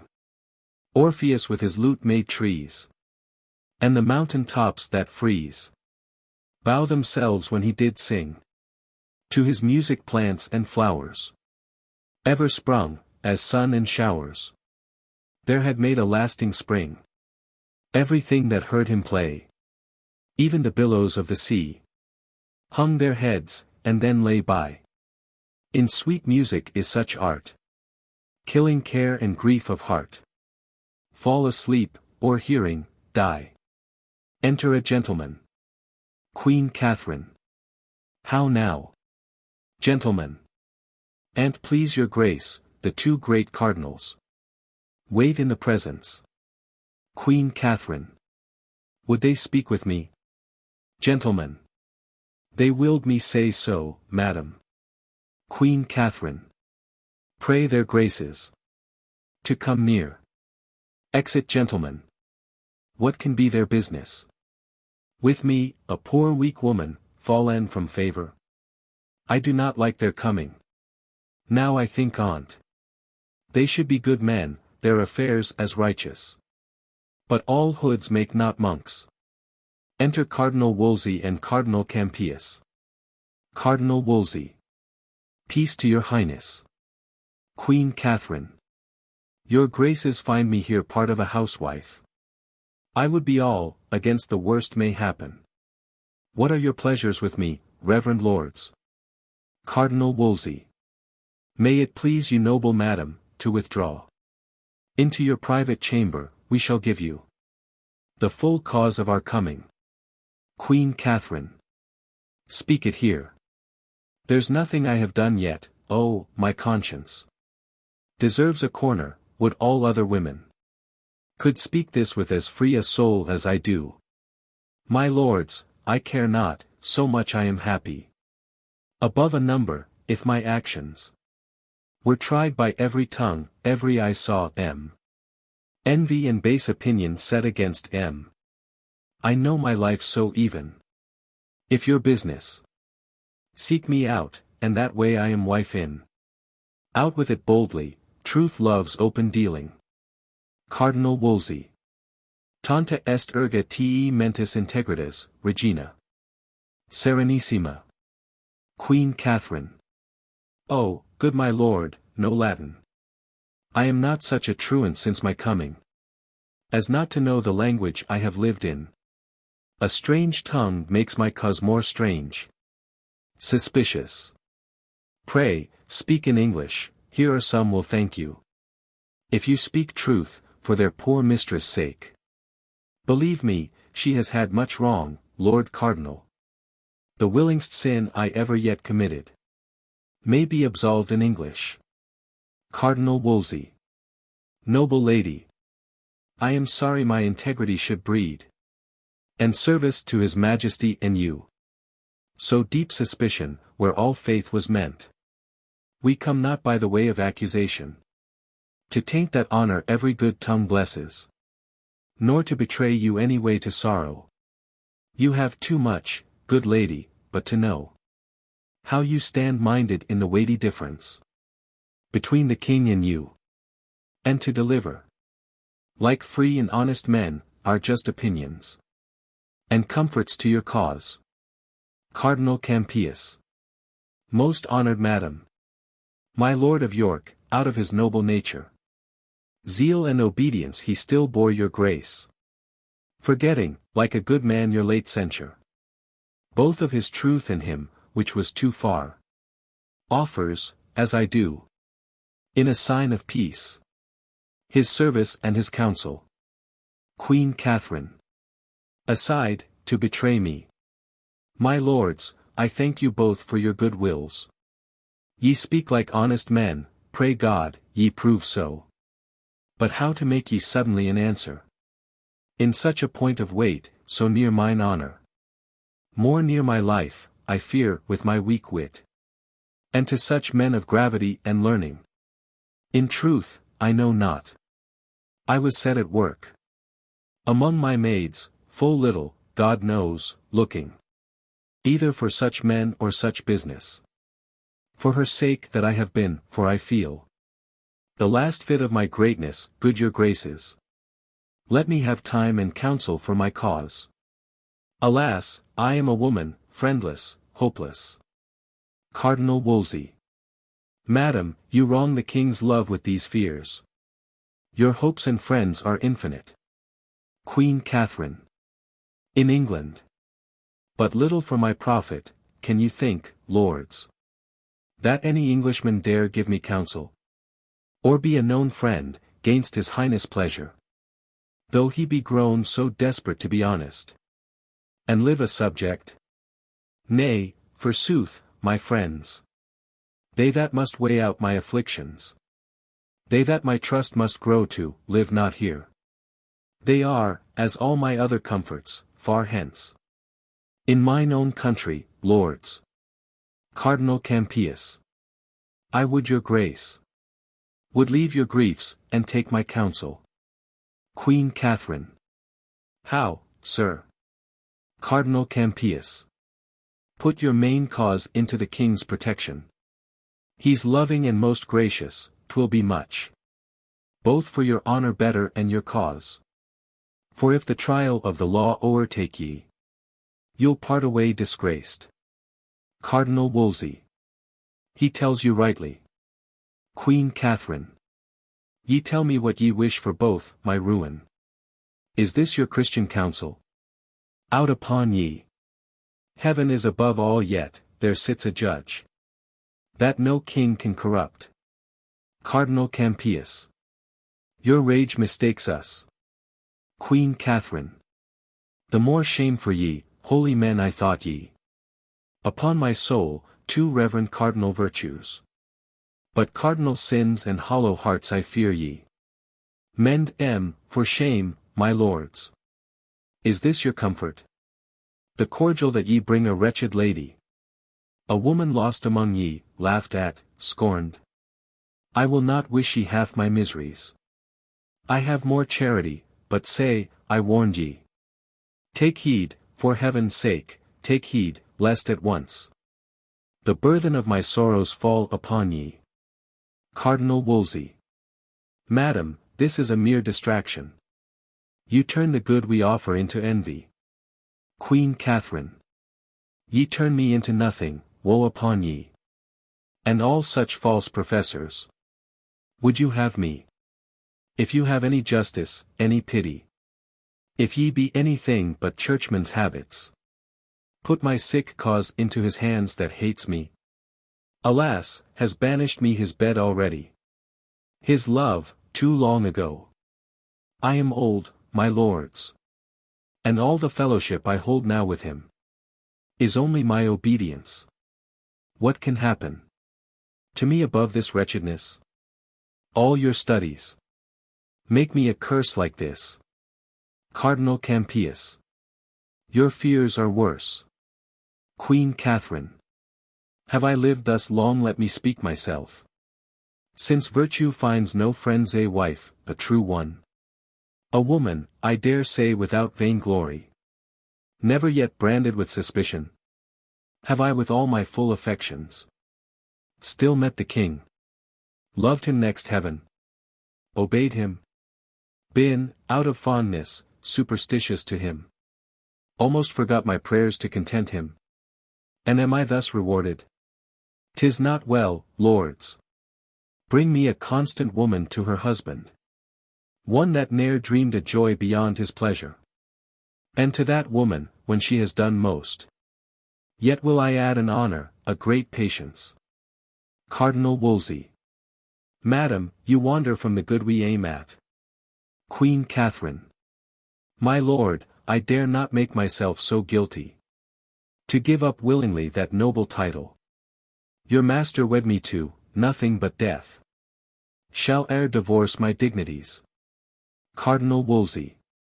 Pray, hear me. Queen Catherine. Would I had never trod this English earth, or felt the flatteries that grow upon it. Ye have angels' faces, but heaven knows your hearts. What will become of me now, wretched lady? I am the most unhappy woman living. Alas, poor wenches, where are now your fortunes? Shipwrecked upon a kingdom, where no pity, no friend, no hope, no kindred weep for me. Almost no grave allowed me, like the lily that once was mistress of the field and flourished. I'll hang my head and perish. Cardinal Wolsey.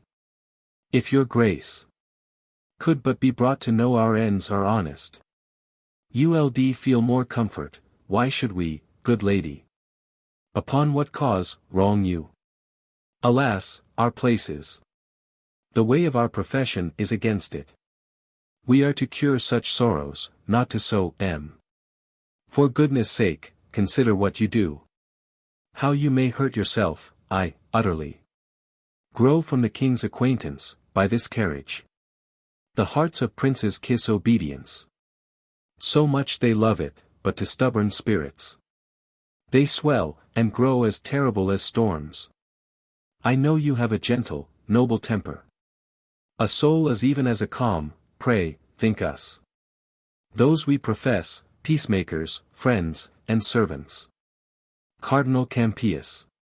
Madam, you'll find it so. You wrong your virtues. With these weak women's fears, a noble spirit, as yours was put into you, ever casts such doubts, as false coin, from it. The king loves you. Beware you lose it not, for us, if you please. To trust us in your business, we are ready. To use our utmost studies in your service. Queen Catherine. Do what ye will, my lords, and, pray, forgive me, if I have used myself unmannerly. You know I am a woman, lacking wit, to make a seemly answer to such persons. Pray, do my service to his majesty. He has my heart yet, and shall have my prayers, while I shall have my life. Come, reverend fathers. Bestow your counsels on me, she now begs.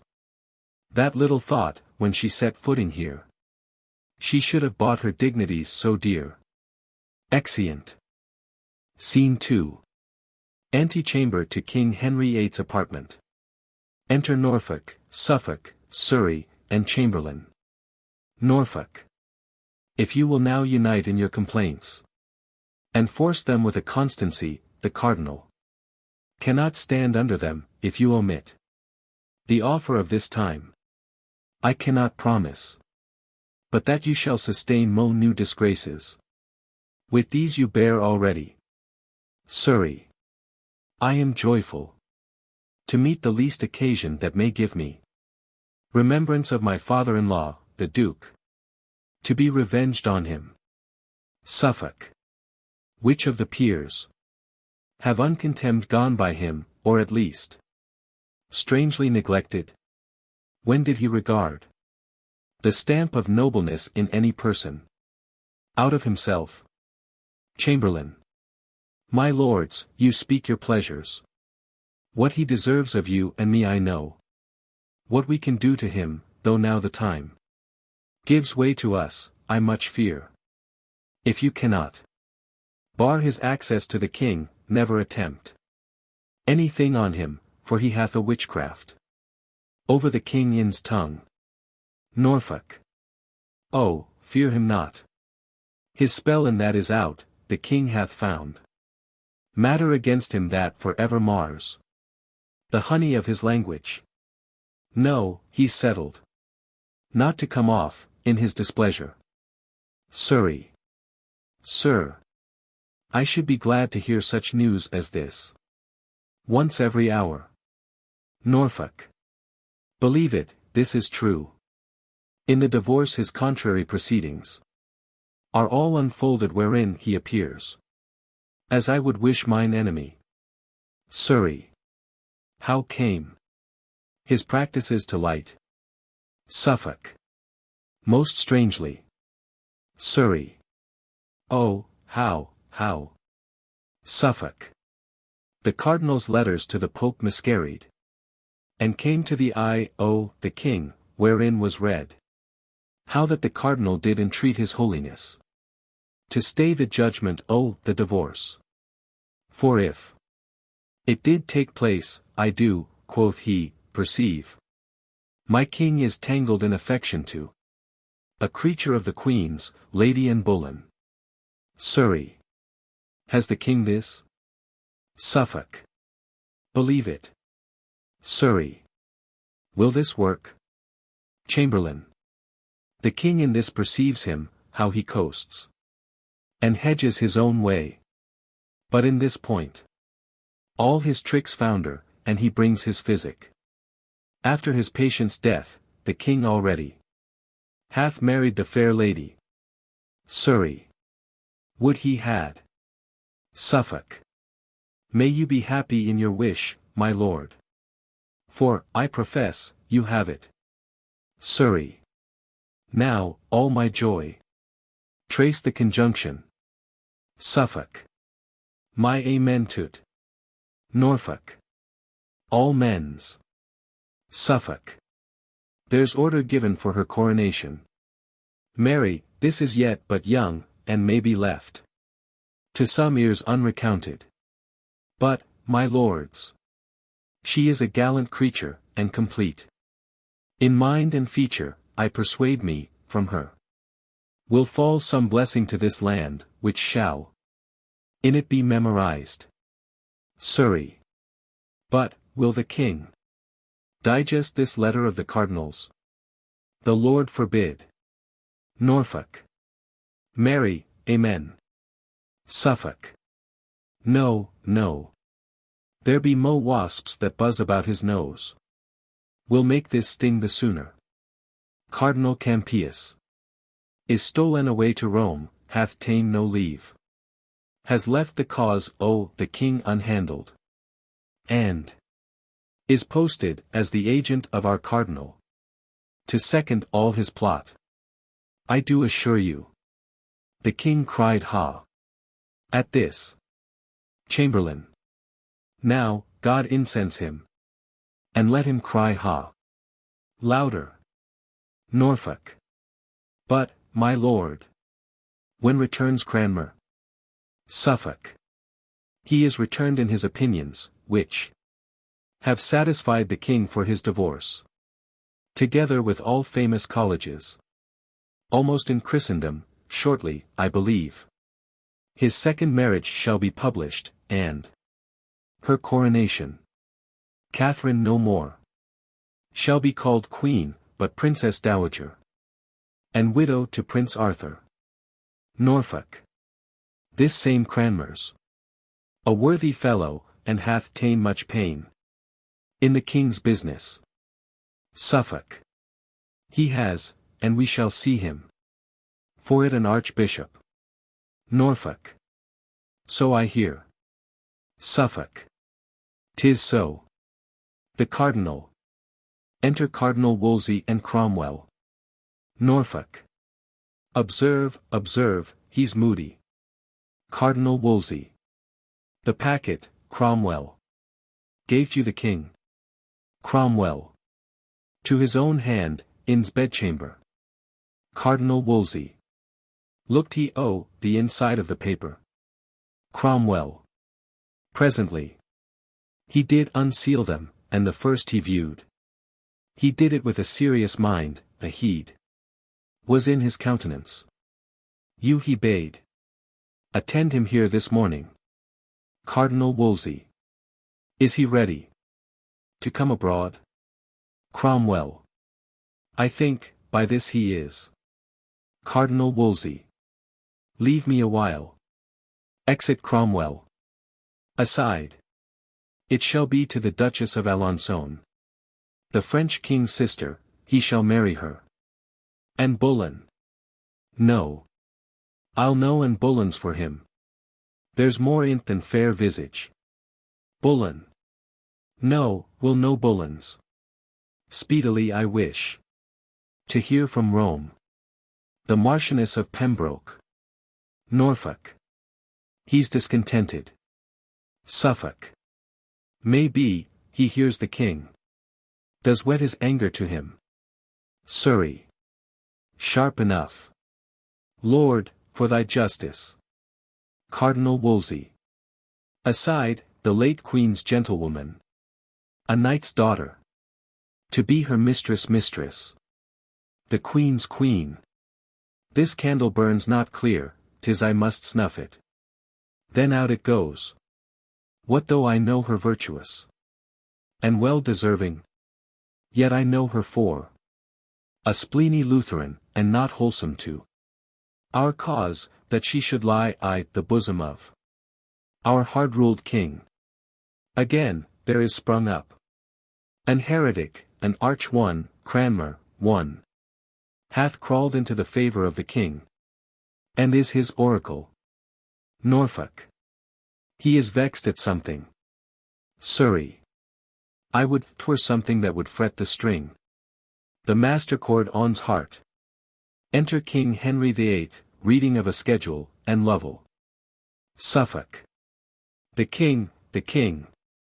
King Henry VIII. What piles of wealth hath he accumulated? To his own portion. And what expense by the hour seems to flow from him? How, the name of thrift, does he rake this together? Now, my lords. Saw you the Cardinal? Norfolk. My lord, we have stood here observing him, some strange commotion is in his brain, he bites his lip, and starts. Stops on a sudden, looks upon the ground. Then lays his finger on his temple, straight. Springs out into fast gait. Then stops again. Strikes his breast hard, and anon he casts his eye against the moon, in most strange postures. We have seen him set himself. King Henry VIII. It may well be. There is a mutiny in's mind. This morning. Papers of state he sent me to peruse. As I required, and what I found. There, on my conscience, put unwittingly. Forsooth, an inventory, thus importing the several parcels of his plate, his treasure. Rich stuffs, and ornaments of household, which I find at such proud rate, that it outspeaks possession of a subject. Norfolk. It's heaven's will. Some spirit put this paper in the packet, to bless your eye withal. King Henry VIII.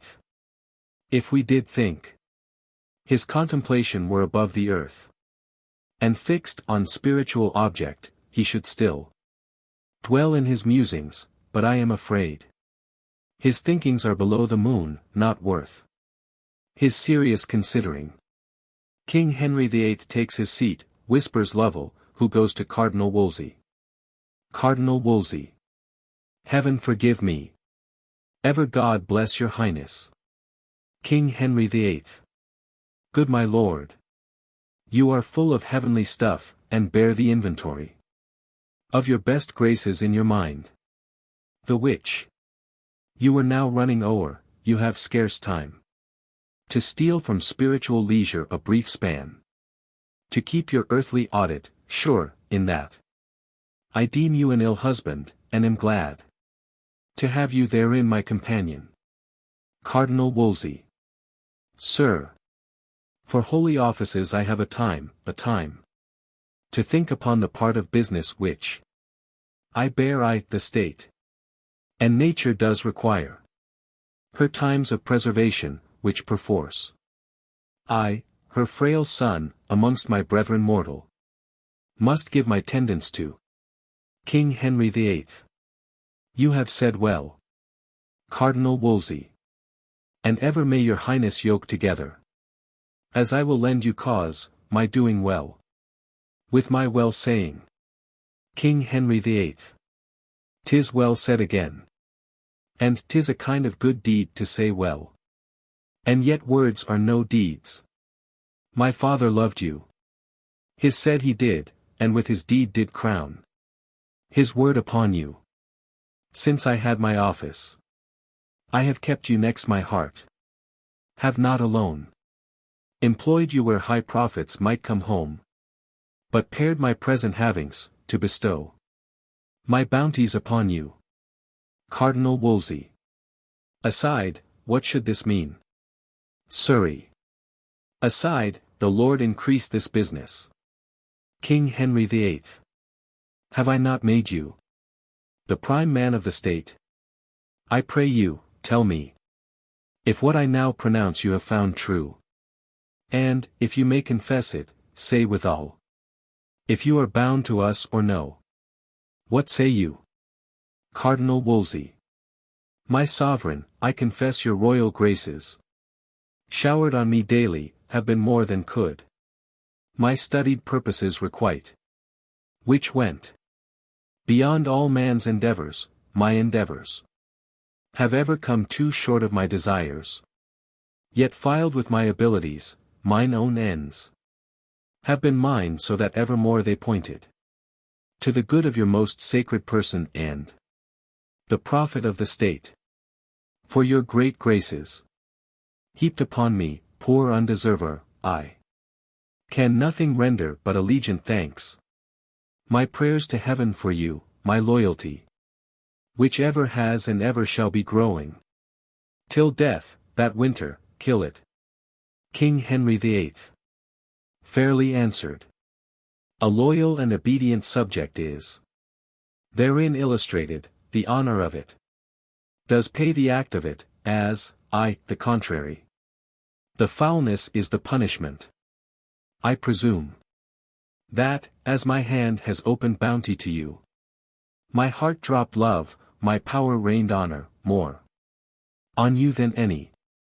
So your hand and heart, your brain, and every function of your power should, notwithstanding that your bond of duty, as 'twere in love's particular, be more to me, your friend, than any. Cardinal Wolsey. I do profess that for your highness good I ever labored more than mine own, that am, have, and will be. Though all the world should crack their duty to you and throw it from their soul. Though perils did abound, as thick as thought could make and appear in forms more horrid, yet my duty, as doth a rock against the chiding flood, should the approach of this wild river break, and stand unshaken yours. King Henry VIII. 'Tis nobly spoken. Take notice, lords, he has a loyal breast. For you have seen him opened. Read o'er this. Giving him papers. And after, this, and then, to breakfast with. What appetite you have. Exit King Henry VIII, frowning upon Cardinal Wolsey, the nobles throng after him, smiling and whispering. Cardinal Wolsey. What should this mean? What sudden anger's this? How have I reaped it? He parted frowning from me, as if ruin leaped from his eyes, so looks the chafed lion upon the daring huntsman that has galled him, then makes him nothing. I must read this paper. I fear, the story of his anger. 'Tis so. This paper has undone me, 'tis the account of all that world of wealth I have drawn together. For mine own ends, indeed, to gain the popedom, and fee my friends in Rome. O negligence! Fit for a fool to fall by, what cross devil made me put this main secret in the packet? I sent the king. Is there no way to cure this? No new device to beat this from his brains? I know 'twill stir him strongly. Yet I know a way, if it take right, in spite of fortune, will bring me off again. What's this? To the Pope.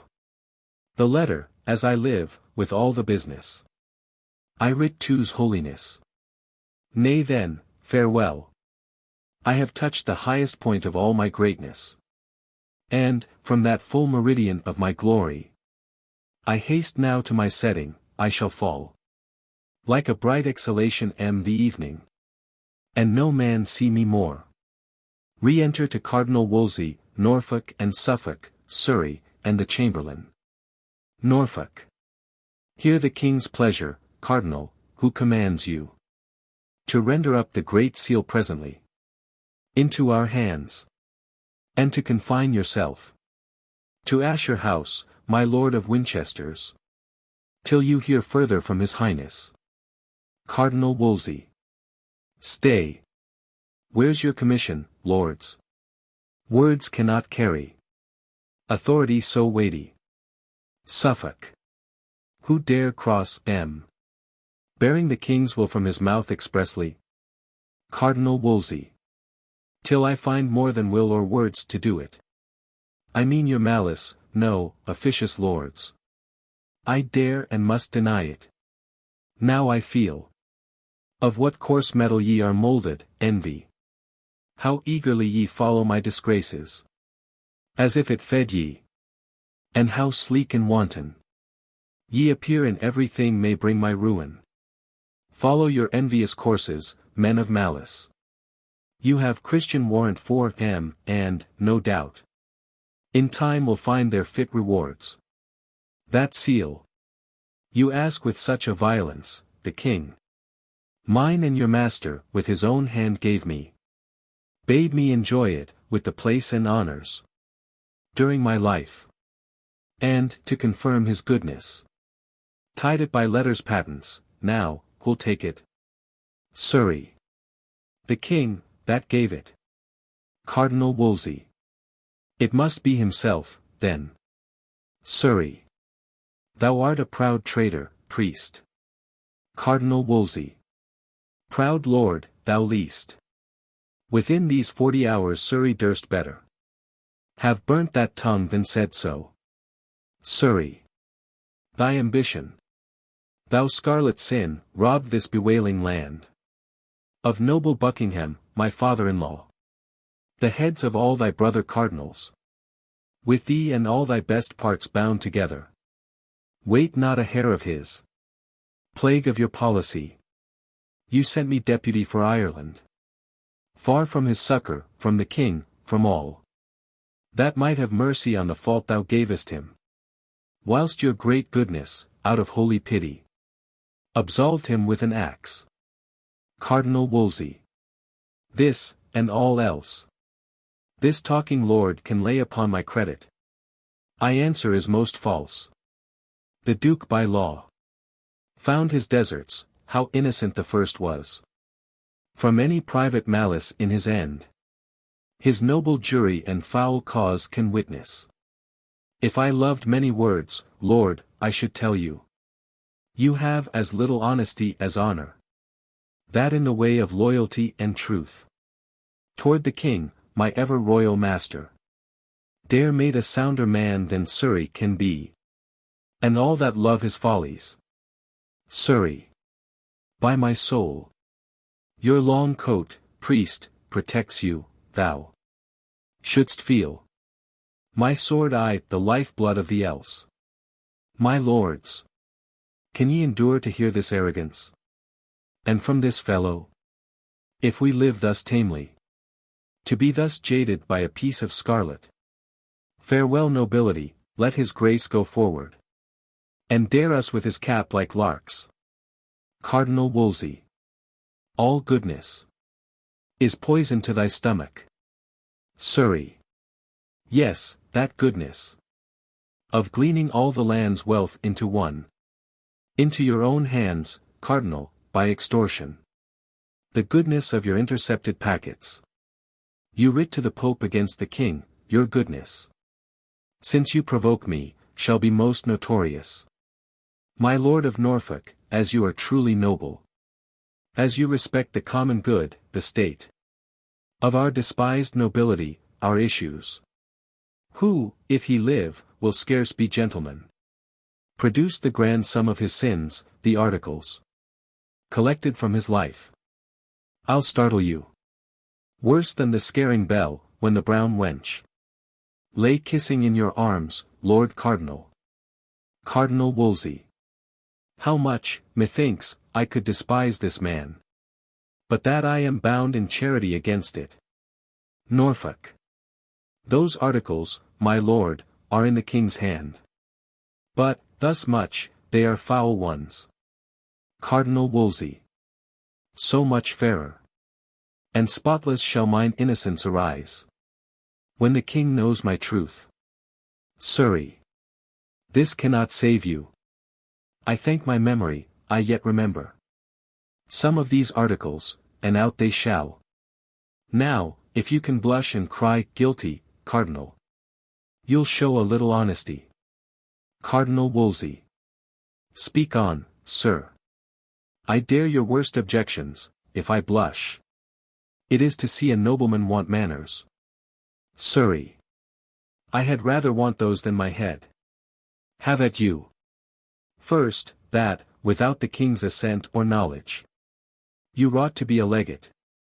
By which power you maimed the jurisdiction of all bishops. Norfolk. Then, that in all you writ to Rome, or else. To foreign princes, ego et rex meus. Was still inscribed, in which you brought the king. To be your servant. Suffolk. Then that, without the knowledge. Either of king or council, when you went. Ambassador to the emperor, you made bold.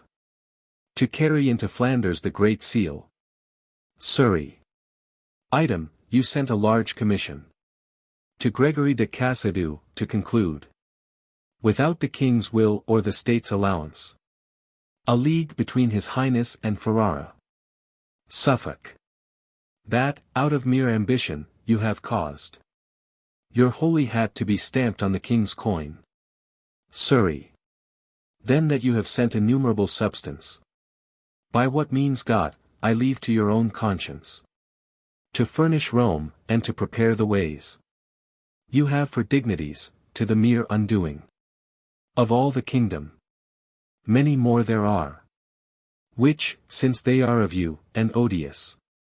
I will not taint my mouth with. Chamberlain. O my lord. Press not a falling man too far. 'Tis virtue. His faults lie open to the laws, let them. Not you, correct him. My heart weeps to see him. So little of his great self. Surrey. I forgive him. Suffolk. Lord Cardinal, the king's further pleasure is. Because all those things you have done of late. By your power legatin, within this kingdom. Fall into the compass of a premunire. That therefore such a writ be sued against you. To forfeit all your goods, lands, tenements. Chattels, and whatsoever, and to be. Out of the king's protection. This is my charge. Norfolk. And so we'll leave you to your meditations. How to live better. For your stubborn answer. About the giving back the great seal to us. The king shall know it, and, no doubt, shall thank you. So fare you well, my little good Lord Cardinal. Exeunt all but Cardinal Wolsey. Cardinal Wolsey. So farewell to the little good you bear me. Farewell.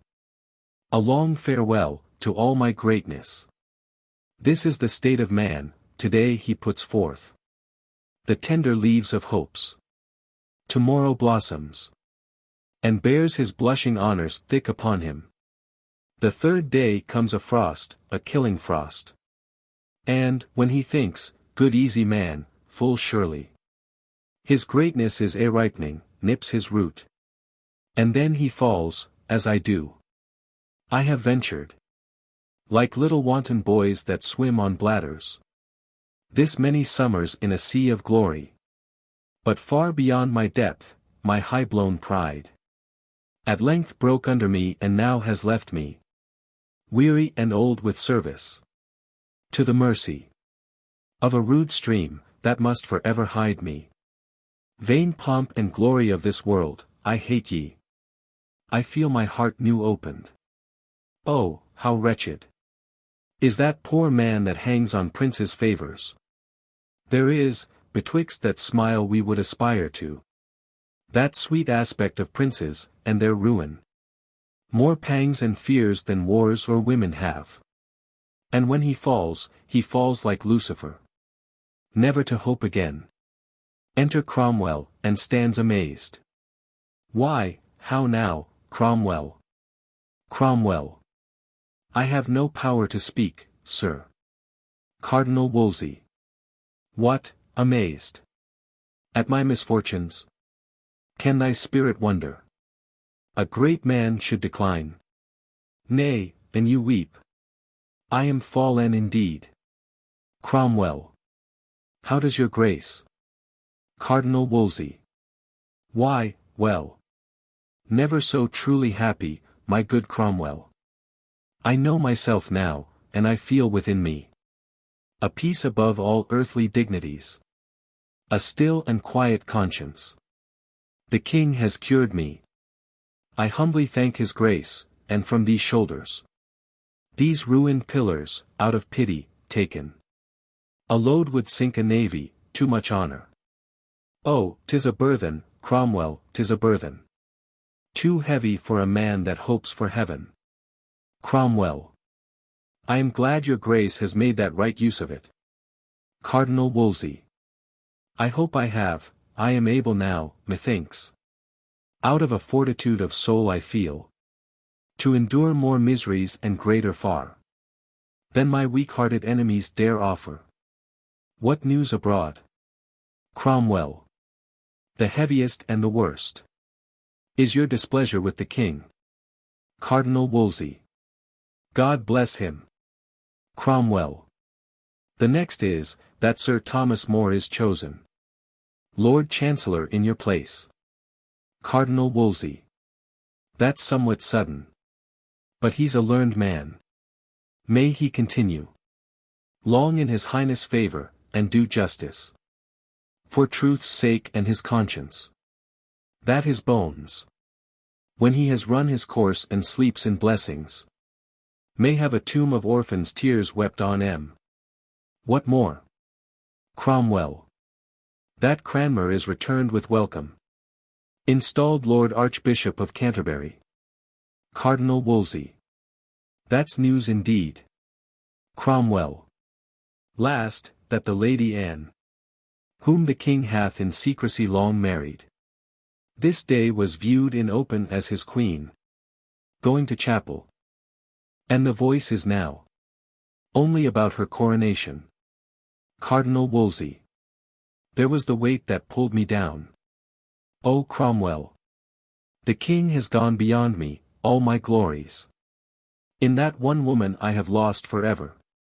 No son shall ever usher forth mine honours, or gild again the noble troops that waited upon my smiles. Go, get thee from me, Cromwell. I am a poor fallen man, unworthy now to be thy lord and master. Seek the king. That sun, I pray, may never set. I have told him what and how true thou art, he will advance thee. Some little memory of me will stir him. I know his noble nature not to let thy hopeful service perish too, good Cromwell. Neglect him not, make use now, and provide for thine own future safety. Cromwell. O my lord. Must I, then, leave you? Must I needs forego so good, so noble and so true a master? Bear witness, all that have not hearts of iron, with what a sorrow Cromwell leaves his lord. The king shall have my service, but my prayers for ever and for ever shall be yours. Cardinal Wolsey. Cromwell, I did not think to shed a tear in all my miseries, but thou hast forced me, out of thy honest truth, to play the woman. Let's dry our eyes, and thus far hear me, Cromwell. And, when I am forgotten, as I shall be, and sleep in dull cold marble, where no mention of me more must be heard of, say, I taught thee. Say, Wolsey, that once trod the ways of glory, and sounded all the depths and shoals of honour, found thee a way, out of his wreck, to rise in a sure and safe one, though thy master missed it. Mark but my fall, and that ruined me. Cromwell, I charge thee, fling away ambition. By that sin fell the angels, how can man, then, the image of his Maker, hope to win by it? Love thyself last, cherish those hearts that hate thee. Corruption wins not more than honesty. Still in thy right hand carry gentle peace, to silence envious tongues. Be just, and fear not. Let all the ends thou aim'st at be thy country's, thy God's, and truth's. Then if thou fall'st, O Cromwell, thou fall'st a blessed martyr. Serve the king. And, prithee, lead me in. There take an inventory of all I have.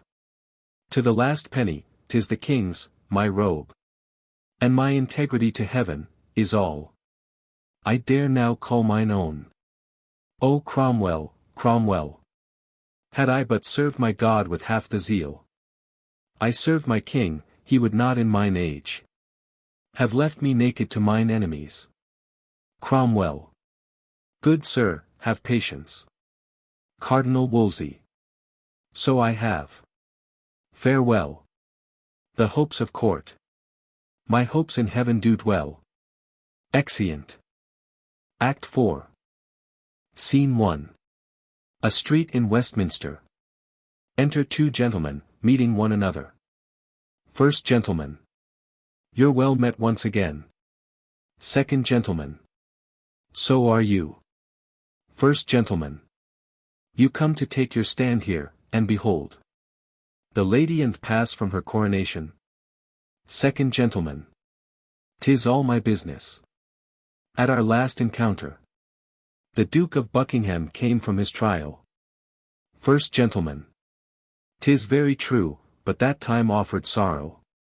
This, general joy. Second gentleman. 'Tis well, the citizens, I am sure, have shown at full their royal minds. As, let 'em have their rights, they are ever forward. In celebration of this day with shows, pageants and sights of honor. First gentleman. Never greater. Nor, I'll assure you, better taken, sir. Second gentleman. May I be bold to ask at what that contains? That paper in your hand? First gentleman. Yes. 'Tis the list of those that claim their offices this day, by custom of the coronation. The Duke of Suffolk is the first, and claims to be High Steward, next, the Duke of Norfolk. He to be Earl Marshal, you may read the rest. Second gentleman. I thank you, sir, had I not known those customs, I should have been beholding to your paper.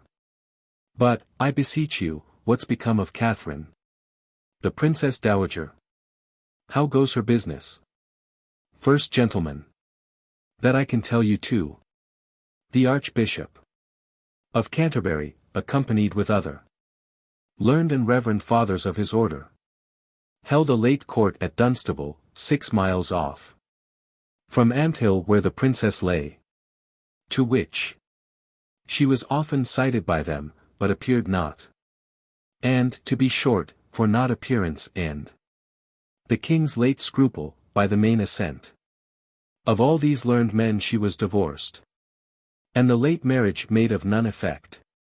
Since which she was removed to Kimbolton, where she remains now sick.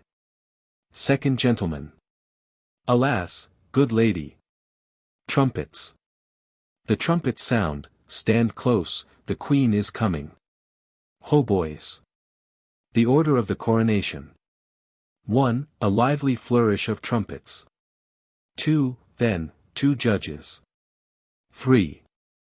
Lord Chancellor, with the purse and mace. Before him. 4. Choristers, singing. Music. 5. Mayor of London, bearing the mace. Then. Garter, in his coat of arms, and on his head a gilt copper crown. 6. Marquis Dorset, bearing a sceptre of gold. On his head a demi-coronal of gold. With him, Surrey, bearing the rod of silver with the dove, crowned with an earl's coronet. Collars of SS. 7. Suffolk, in his robe of estate, his coronet. On his head, bearing a long white wand, as High Steward. With him, Norfolk, with the rod of marshalship, a coronet on his head. Collars of SS. 8. A canopy borne by 4 of the Cinque-Ports. Under it, Queen and in her robe, in her hair richly adorned with pearl, crowned. On each side her, the bishops of London and Winchester. 9. The old Duchess of Norfolk, in a coronal of gold, wrought with flowers, bearing Queen Anne's train. 10. Certain ladies or countesses, with plain circlets of gold without flowers. They pass over the stage in order and state. Second gentleman. A royal train, believe me. These I know.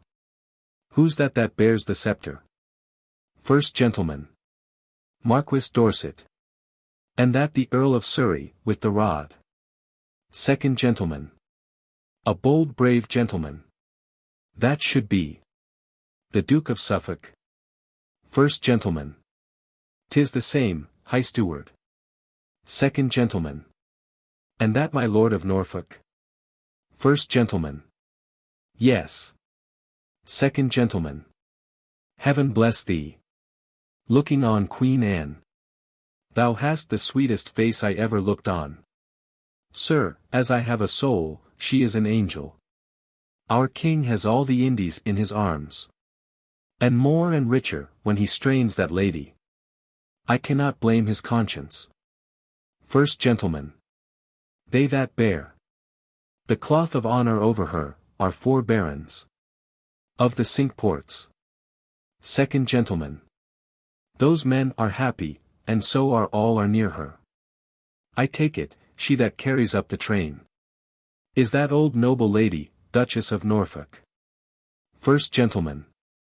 It is, and all the rest are countesses. Second gentleman. Their coronets say so. These are stars indeed. And sometimes falling ones. First gentleman. No more of that. Exit procession, and then a great flourish of trumpets. Enter a third gentleman. First gentleman. God save you, sir. Where have you been broiling? Third gentleman. Among the crowd the abbey, where a finger could not be wedged in more, I am stifled. With the mere rankness of their joy. Second gentleman. You saw the ceremony? Third gentleman. That I did. First gentleman. How was it? Third gentleman. Well worth the seeing. Second gentleman. Good sir, speak it to us. Third gentleman. As well as I am able. The rich stream of lords and ladies, having brought the queen to a prepared place in the choir, fell off a distance from her, while her grace sat down to rest awhile, some half an hour or so, in a rich chair of state, opposing freely the beauty of her person to the people. Believe me, sir, she is the goodliest woman that ever lay by man, which when the people had the full view of, such a noise arose, as the shrouds make at sea in a stiff tempest, as loud, and to as many tunes, hats, cloaks, doublets, I think, flew up, and had their faces been loose, this day they had been lost. Such joy I never saw before. Great-bellied women that had not half a week to go, like rams in the old time of war, would shake the press and make reel before no man living could say, this is my wife. There, all were woven so strangely in one piece. Second gentleman. But, what followed? Third gentleman.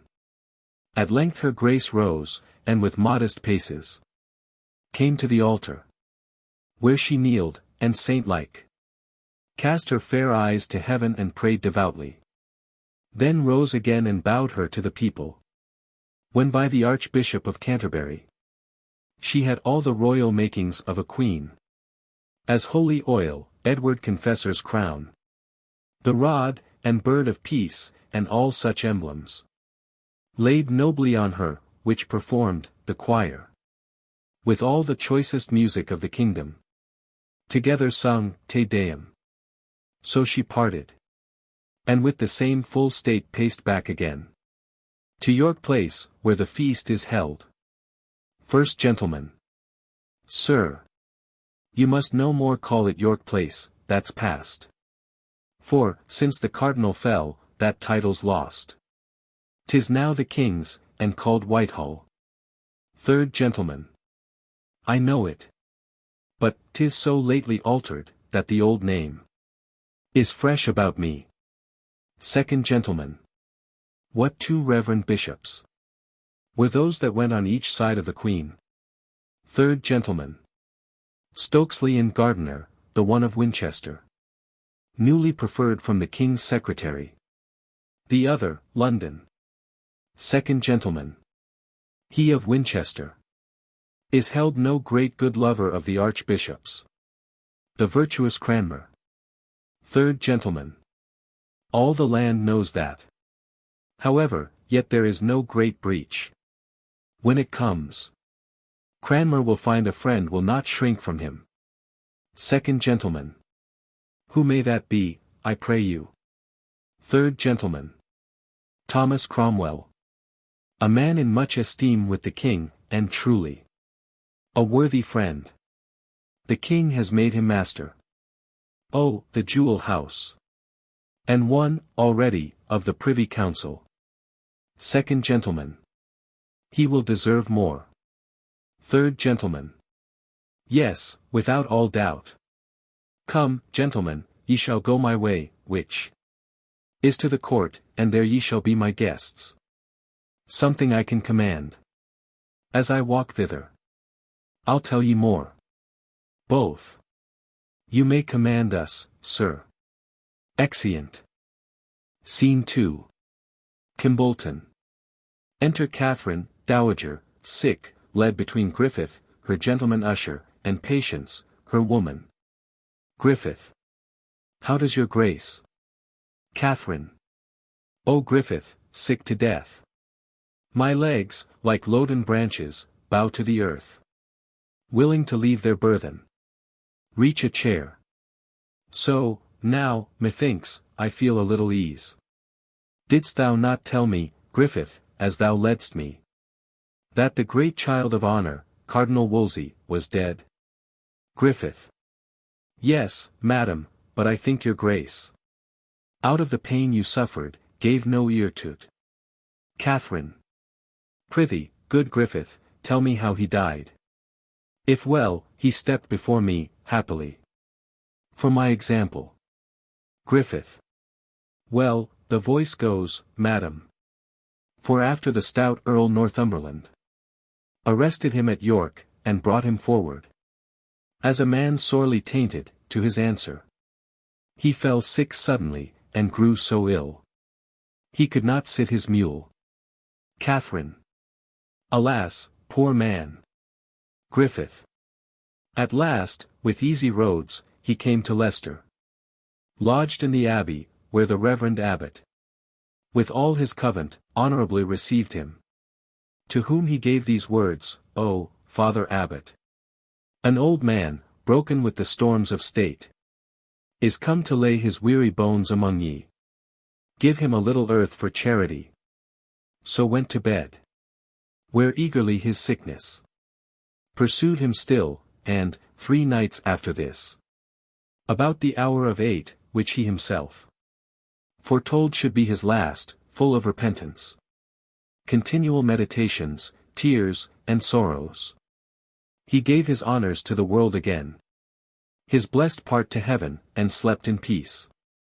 Catherine. So may he rest, his faults lie gently on him. Yet thus far, Griffith, give me leave to speak him. And yet with charity. He was a man of an unbounded stomach, ever ranking himself with princes. One that, by suggestion, tied all the kingdom. Simony was fair play. His own opinion was his law, the presence. He would say untruths, and be ever double, both in his words and meaning. He was never, but where he meant to ruin, pitiful. His promises were, as he then was, mighty.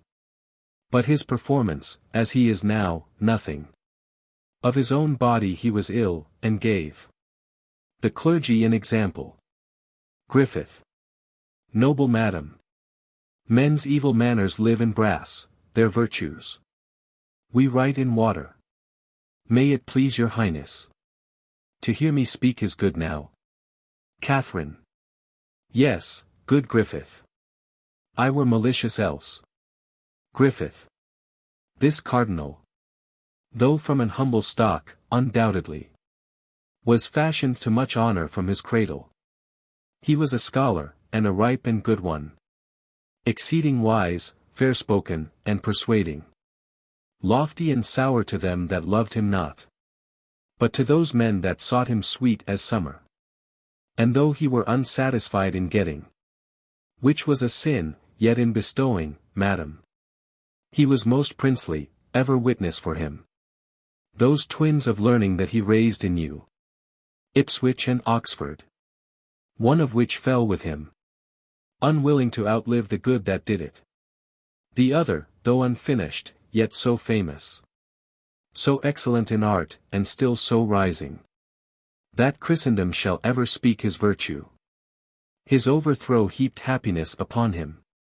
For then, and not till then, he felt himself, and found the blessedness of being little, and, to add greater honors to his age than man could give him, he died fearing God. Catherine.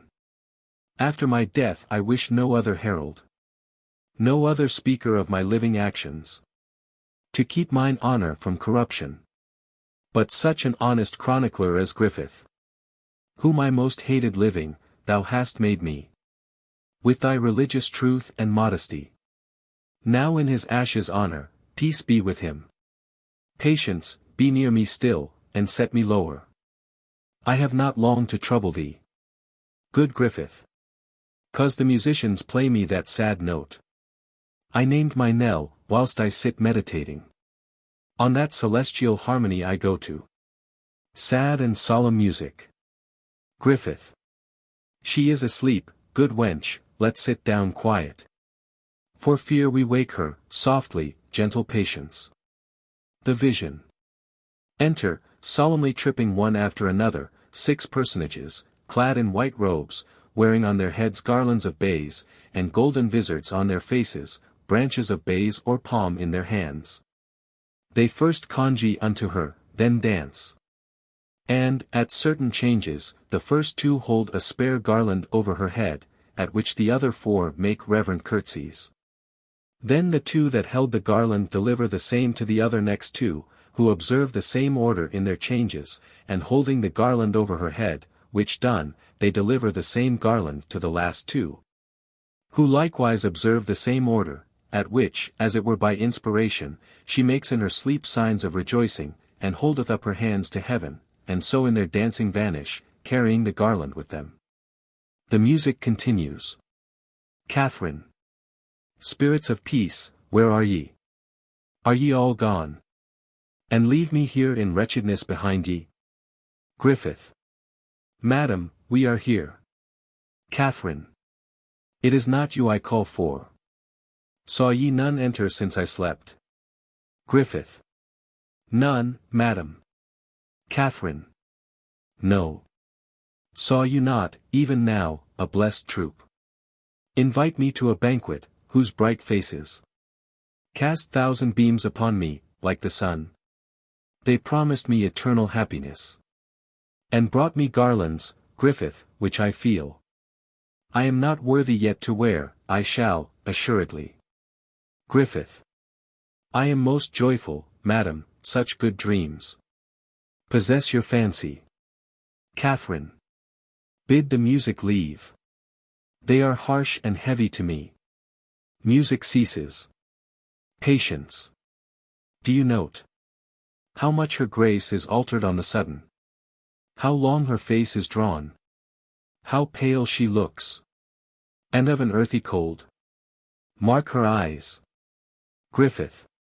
She is going, wench, pray, pray. Patience. Heaven comfort her. Enter a messenger. Messenger. Et like your grace. Catherine. You are a saucy fellow. Deserve we no more reverence? Griffith. You are to blame. Knowing she will not lose her wonted greatness. To use so rude behavior, go to, kneel. Messenger. I humbly do entreat your highness pardon. My haste made me unmannerly. There is staying a gentleman, sent from the king, to see you. Catherine. Admit him in trance, Griffith, but this fellow let me ne'er see again. Exeunt Griffith and messenger. Re-enter Griffith, with Capucius. If my sight fail not, you should be Lord Ambassador from the Emperor. My royal nephew, and your name Capucius. Capucius. Madam, the same, your servant. Catherine. Oh, my lord. The times and titles now are altered strangely. With me since first you knew me. But, I pray you, what is your pleasure with me? Capucius. Noble lady. First mine own service to your grace. The next. The king's request that I would visit you.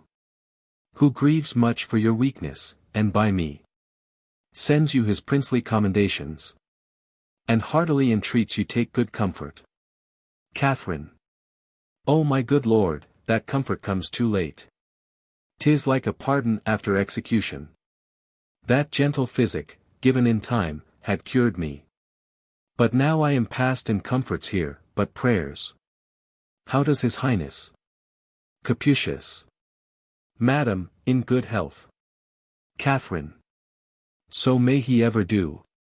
And ever flourish. When I shall dwell with worms, and my poor name banished the kingdom. Patience, is that letter? I caused you write, yet sent away. Patience. No, madam.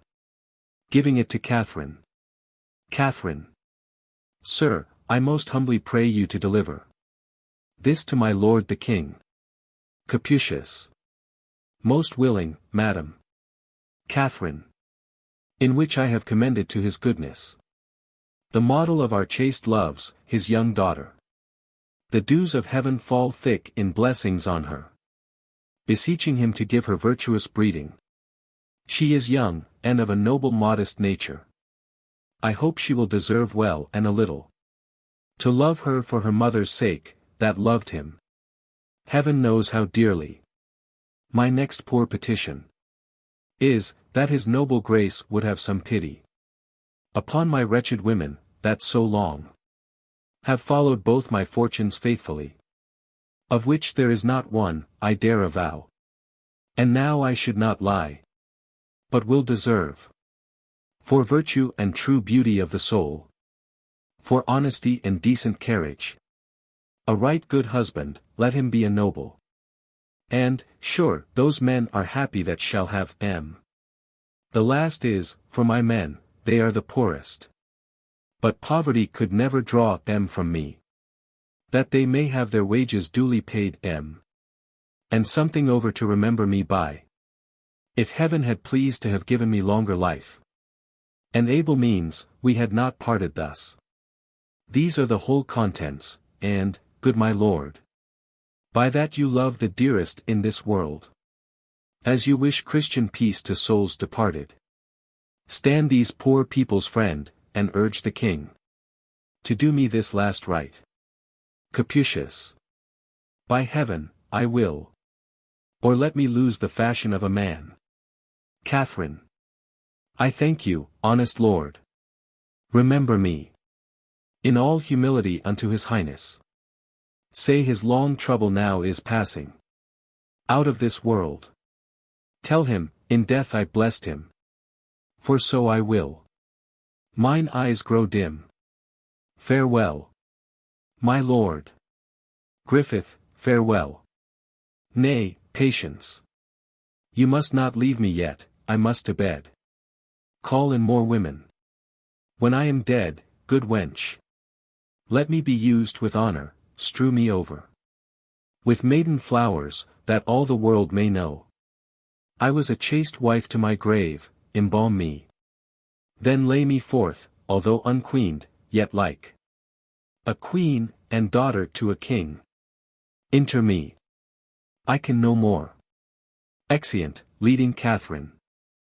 Act 5. Scene 1. London. A gallery in the palace. Enter Gardiner, Bishop of Winchester, a page with a torch before him, met by Lovell. Gardiner. It's 1 o'clock, boy, is not? Boy. It hath struck. Gardiner. These should be hours for necessities. Not for delights, times to repair our nature. With comforting repose, and not for us to waste these times. Good hour of night, Sir Thomas. Whither so late? Lovell. Came you from the king, my lord? Gardiner. I did, Sir Thomas, and left him at Primero. With the Duke of Suffolk. Lovell.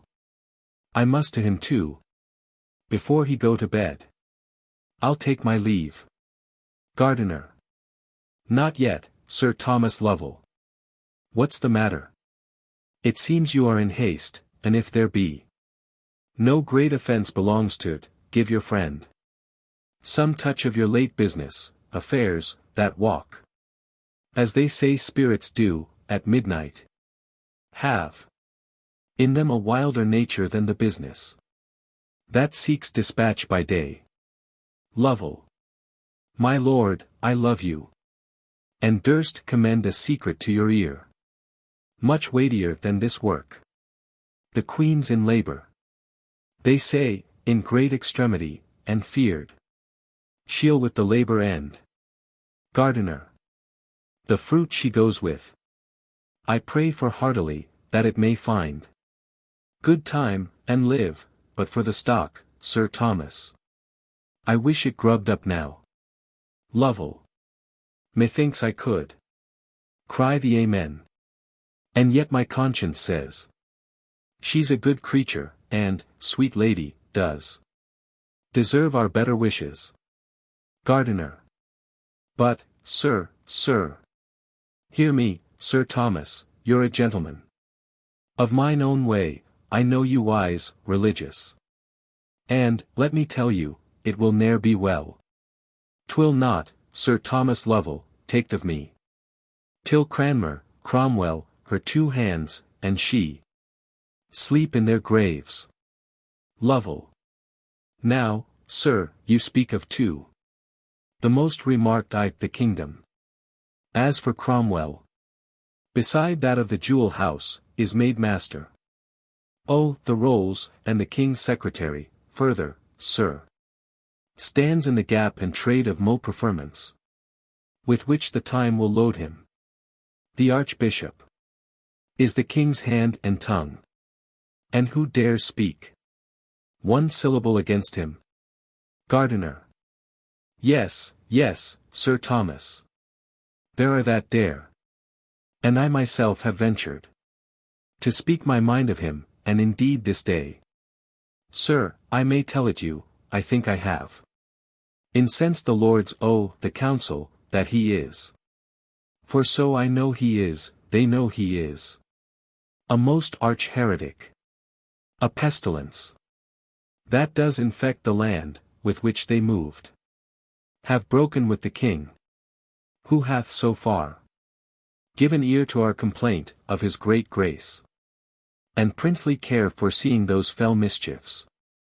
Our reasons laid before him, hath commanded tomorrow morning to the council board he be convent.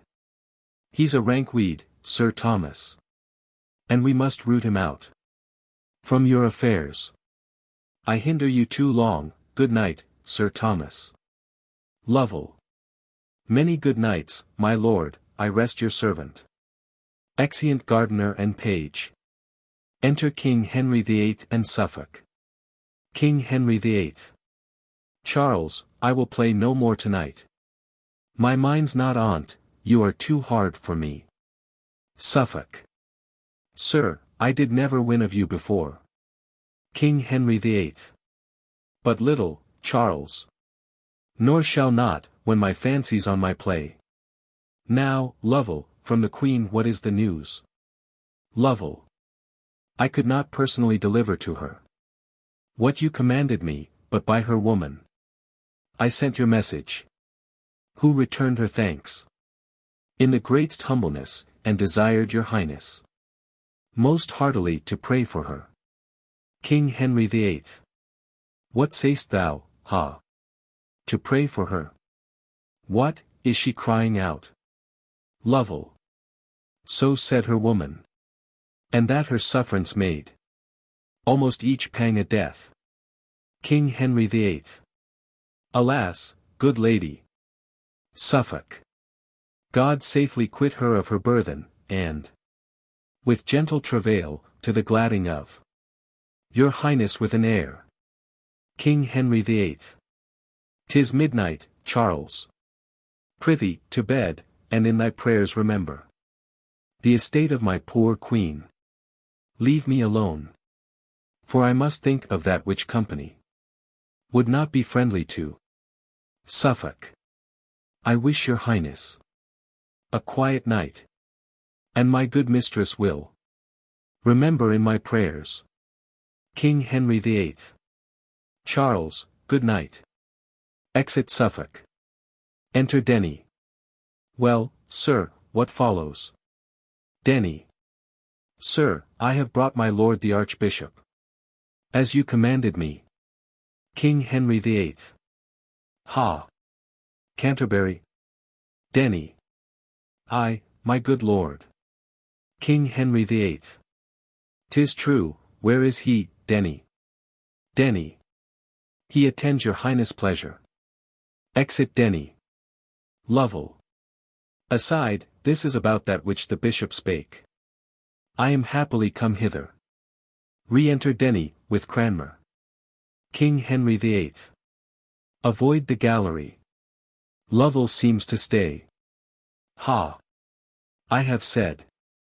Be gone. What? Exeunt Lovell and Denny. Cranmer. Aside. I am fearful, wherefore frowns he thus? 'Tis his aspect of terror. All's not well. King Henry VIII. How now, my lord?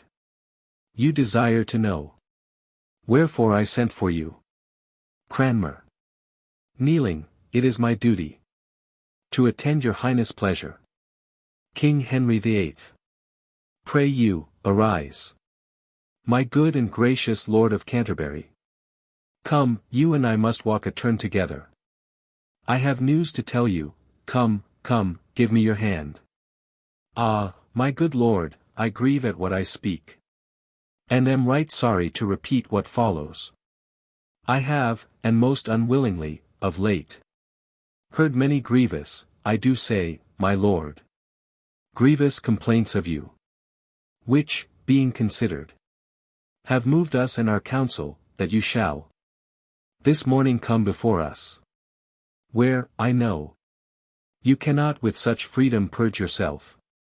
But that, till further trial in those charges, which will require your answer, you must take your patience to you, and be well contented. To make your house our tower, you a brother of us. It fits we thus proceed, or else no witness would come against you. Cranmer. Kneeling. I humbly thank your highness. And am right glad to catch this good occasion. Most throughly to be winnowed, where my chaff and corn shall fly asunder, for, I know, there's none stands under more calumnious tongues than I myself, poor man. King Henry VIII. Stand up, good Canterbury. Thy truth and thy integrity is rooted in us, thy friend, give me thy hand, stand up. Prithee, let's walk. Now, by my holidame. What manner of man are you? My lord, I looked. You would have given me your petition, that I should have ta'en some pains to bring together yourself and your accusers, and to have heard you without endurance, further. Cranmer. Most dread liege. The good I stand on is my truth and honesty. If they shall fail, I, with mine enemies, will triumph o'er my person, which I weigh not. Being of those virtues vacant, I fear nothing. What can be said against me? King Henry VIII. Know you not how your state stands the world, with the whole world? Your enemies are many, and not small, their practices must bear the same proportion. And not ever. The justice and the truth the question carries. The do the verdict with it, at what ease?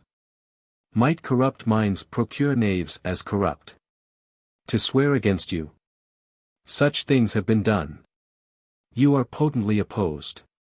And with a malice. Of as great size. Ween you of better luck. I mean, in perjured witness, than your master. Whose minister you are, whiles here he lived. Upon this naughty earth. Go to. You take a precipice for no leap of danger. And woo your own destruction. Cranmer. God and your majesty.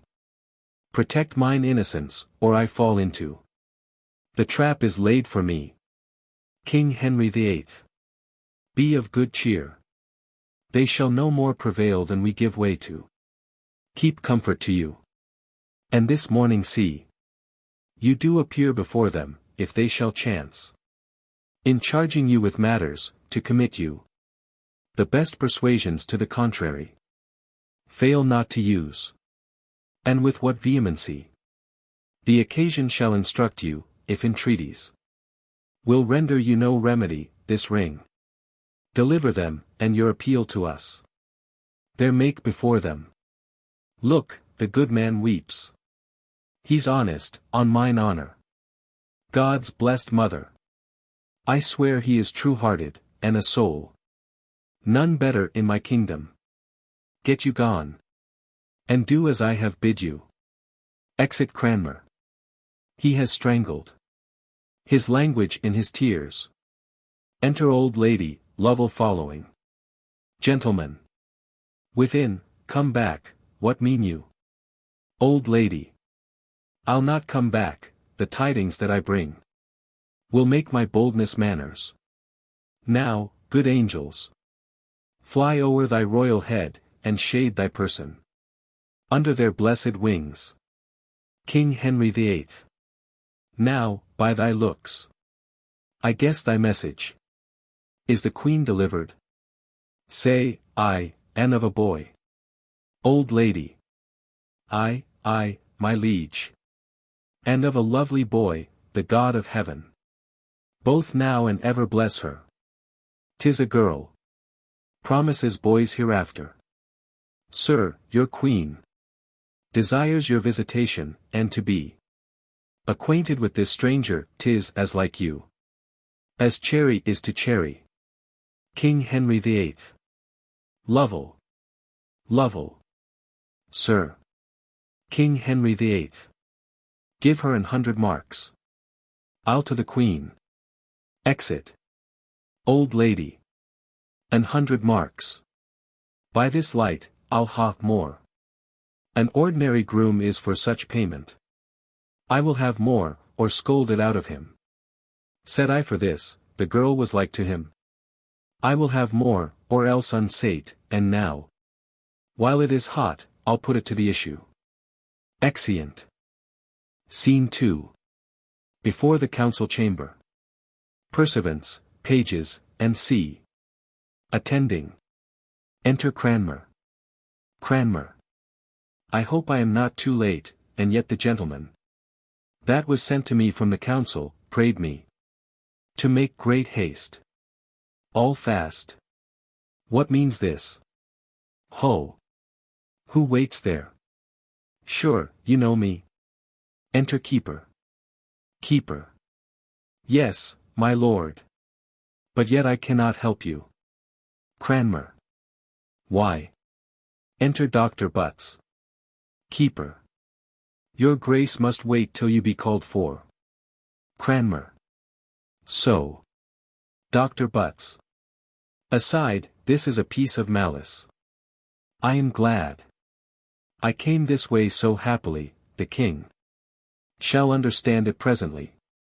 Exit. Cranmer. Aside, 'tis Butts. The king's physician, as he passed along. How earnestly he cast his eyes upon me. Pray heaven, he sound not my disgrace. For certain. This is of purpose laid by some that hate me. God turn their hearts. I never sought their malice. To quench mine honor, they would shame to make me. Wait else at door, a fellow counsellor. Mong boys, grooms, and lackeys. But their pleasures must be fulfilled, and I attend with patience. Enter the King Henry VIII and Dr. Butts at a window above. Dr. Butts. I'll show your grace the strangest sight. King Henry VIII. What's that, Butts? Dr. Butts. I think your highness saw this many a day. King Henry VIII. Body, oh me, where is it? Dr. Butts. There, my lord. The high promotion of his Grace of Canterbury. Who holds his state at door, mongst pursuivants, pages, and footboys. King Henry VIII. Ha! 'Tis he, indeed. Is this the honor they do one another? 'Tis well there's one above yet. I had thought they had parted so much honesty among at least, good manners, as not thus to suffer a man of his place, and so near our favour, to dance attendance on their lordships' pleasures. And at the door too, like a post with packets. By Holy Mary, Butts, there's knavery. Let alone, and draw the curtain close. We shall hear more anon. Exeunt. Scene 3. The Council Chamber. Enter Chancellor, places himself at the upper end of the table on the left hand, a seat being left void above him, as for Cranmer's seat. Suffolk, Norfolk, Surrey, Chamberlain, Gardiner, seat themselves in order on each side. Cromwell at lower end, as secretary. Keeper at the door. Chancellor. Speak to the business, Master Secretary. Why are we met in council? Cromwell. Please your honours. The chief cause concerns his Grace of Canterbury. Gardiner. Has he had knowledge of it? Cromwell. Yes. Norfolk. Who waits there? Keeper. Without, my noble lords.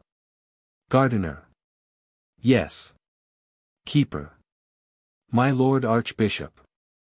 And has done half an hour, to know your pleasures. Chancellor. Let him come in. Keeper. Your Grace may enter now. Cranmer enters and approaches the council table. Chancellor. My good Lord Archbishop, I'm very sorry to sit here at this present, and behold that chair stand empty, but we all are men, in our own natures frail, and capable of our flesh.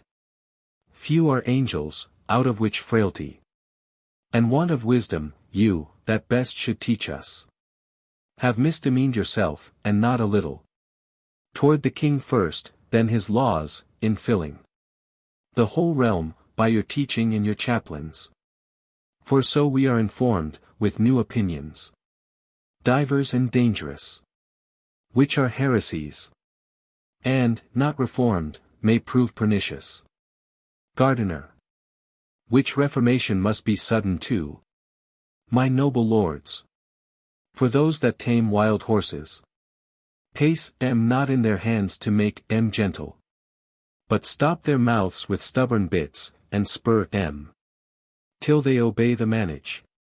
If we suffer out of our easiness and childish pity to one man's honor, this contagious sickness, farewell all physic, and what follows then? Commotions, uproars, with a general taint of the whole state, as, of late days, our neighbours, the Upper Germany, can dearly witness, yet freshly pitted in our memories. Cranmer. My good lords, hitherto, in all the progress, both of my life and office, I have laboured, and with no little study, that my teaching, and the strong course of my authority, might go one way, and safely. And the end was ever, to do well, nor is there living. I speak it with a single heart, my lords. A man that more detests, more stirs against, both in his private conscience and his place, defacers of a public peace, than I do. Pray heaven, the king may never find a heart with less allegiance in it. Men that make Envy and crooked malice nourishment. Dare bite the best. I do beseech your lordships, that, in this case of justice, my accusers, be what they will, may stand forth face to face, and freely urge against me. Suffolk. Nay, my lord. That cannot be, you are a counsellor. And, by that virtue, no man dare accuse you. Gardener. My lord, because we have business of more moment. We will be short with you. 'Tis his highness' pleasure. And our consent, for better trial of you. From hence you be committed to the Tower.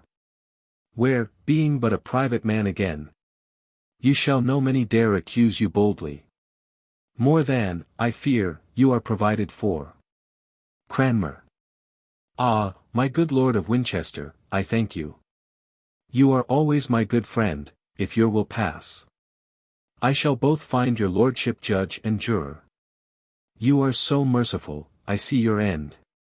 'Tis my undoing, love and meekness, Lord. Become a churchman better than ambition. Win straying souls with modesty again. Cast none away. That I shall clear myself. Lay all the weight ye can upon my patience. I make as little doubt, as you do conscience. In doing daily wrongs. I could say more. But reverence to your calling makes me modest. Gardener. My lord, you are a sectary. That's the plain truth, your painted gloss discovers. To men that understand you, words and weakness. Cromwell. My lord of Winchester, you are a little, by your good favour, too sharp. Men so noble, however faulty, yet should find respect. For what they have been, 'tis a cruelty to load a falling man. Gardener. Good Master Secretary. I cry your honour mercy, you may, worst of all this table, say so. Cromwell. Why, my lord? Gardener. Do not I know you for a favourer of this new sect? Ye are not sound. Cromwell. Not sound. Gardener. Not sound, I say. Cromwell. Would you were half so honest. Men's prayers then would seek you, not their fears. Gardener. I shall remember this bold language. Cromwell. Do. Remember your bold life too. Chancellor. This is too much. Forbear, for shame, my lords. Gardener. I have done. Cromwell. And I. Chancellor. Then thus for you, my lord, it stands agreed. I take it, by all voices, that forthwith you be conveyed to the Tower a prisoner, there to remain till the king's further pleasure be known unto us. Are you all agreed, lords? All. We are. Cranmer. Is there no other way of mercy? But I must needs to the Tower, my lords. Gardener. What other would you expect? You are strangely troublesome. Let some the guard be ready there. Enter guard. Cranmer. For me. Must I go like a traitor thither? Gardener. Receive him. And see him safe the Tower. Cranmer. Stay, good my lords. I have a little yet to say. Look there, my lords. By virtue of that ring, I take my cause out of the gripes of cruel men, and give it to a most noble judge, the king my master. Chamberlain. This is the king's ring. Surrey. 'Tis no counterfeit. Suffolk. 'Tis the right ring, by heaven, I told ye all. When ye first put this dangerous stone a-rolling, 'twould fall upon ourselves. Norfolk. Do you think, my lords, the king will suffer but the little finger of this man to be vexed? Chancellor. 'Tis now too certain. How much more is his life in value with him? Would I were fairly out on't. Cromwell. My mind gave me. In seeking tales and informations. Against this man, whose honesty the devil. And his disciples only envy at. Ye blew the fire that burns ye, now have it ye. Enter King, frowning on them. Takes his seat. Gardener. Dread sovereign, how much are we bound to heaven? In daily thanks, that gave us such a prince. Not only good and wise, but most religious. One that, in all obedience, makes the church the chief aim of his honor. And, to strengthen that holy duty, out of dear respect, his royal self in judgment comes to hear the cause betwixt her and this great offender. King Henry VIII. You were ever good at sudden commendations. Bishop of Winchester. But no, I come not to hear such flattery now, and in my presence. They are too thin and bare to hide offences. To me you cannot reach, you play the spaniel. And think with wagging of your tongue to win me. But, whatsoe'er thou takest me for, I'm sure. Thou hast a cruel nature and a bloody. To Cranmer. Good man, sit down. Now let me see the proudest. He, that dares most, but wag his finger at thee. By all that's holy, he had better starve than but once think this place becomes thee not. Surrey. May it please your grace. King Henry VIII. No, sir, it does not please me. I had thought I had had men of some understanding and wisdom of my counsel, but I find none. Was it discretion, lords, to let this man, this good man, few of you deserve that title, this honest man, wait like a lousy footboy at chamber door? And one as great as you are. Why, what a shame was this! Did my commission bid ye so far forget yourselves? I gave ye power as he was a counsellor to try him. Not as a groom, there's some of ye, I see, more out of malice than integrity, would try him to the utmost, had ye mean, which ye shall never have while I live. Chancellor. Thus far. My most dread sovereign, may it like your grace to let my tongue excuse all what was purposed concerning his imprisonment, was rather, if there be faith in men, meant for his trial, and fair purgation to the world, than malice, I'm sure, in me. King Henry VIII. Well, well, my lords, respect him. Take him, and use him well, he's worthy of it. I will say thus much for him, if a prince may be beholding to a subject, I am, for his love and service, so to him. Make me no more ado, but all embrace him. Be friends, for shame, my lords. My Lord of Canterbury. I have a suit which you must not deny me. That is, a fair young maid that yet wants baptism. You must be godfather, and answer for her. Cranmer. The greatest monarch now alive may glory in such an honor. How may I deserve it? That am a poor and humble subject to you. King Henry VIII. Come, come, my lord, ULD, spare your spoons, you shall have two noble partners with you. The old Duchess of Norfolk, and Lady Marquis Dorset, will these please you? Once more, my Lord of Winchester, I charge you. Embrace and love this man. Gardener. With a true heart. And brother love I do it. Cranmer. And let heaven witness, how dear I hold this confirmation. King Henry VIII. Good man, those joyful tears show thy true heart. The common voice, I see, is verified of thee, which says thus, do my Lord of Canterbury. A shrewd turn, and he is your friend forever. Come, lords, we trifle time away. I long to have this young one made a Christian. As I have made ye one, lords, one remain. So I grow stronger, you more honor gain. Exeunt. Scene 4. The palace yard. Noise and tumult within. Enter Porter and his man. Porter. You'll leave your noise anon, ye rascals, do you? Take the court for Paris garden. Ye rude slaves. Leave your gaping. Within. Good Master Porter, I belong to the larder. Porter. Belong to the gallows, and be hanged, ye rogue. Is this a place to roar in? Fetch me a dozen Crabtree staves, and strong ones, these are but switches to I'll scratch your heads, you must be seeing. Christenings. Do you look for ale and cakes here? You rude rascals. Man. Pray, sir, be patient, 'tis as much impossible.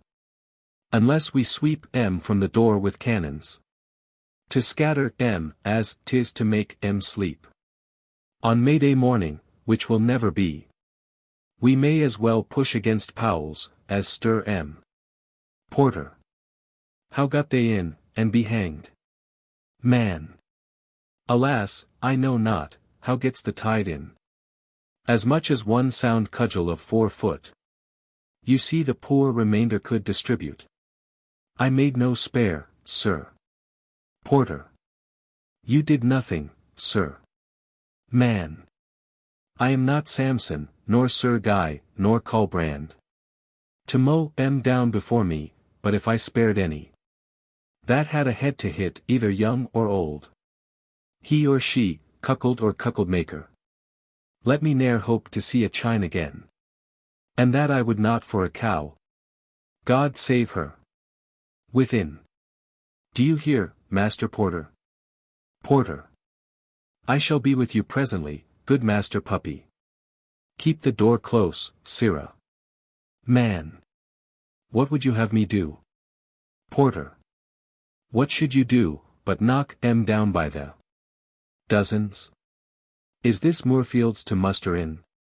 Or have we some strange Indian with the great tool come to court, the women so besiege us?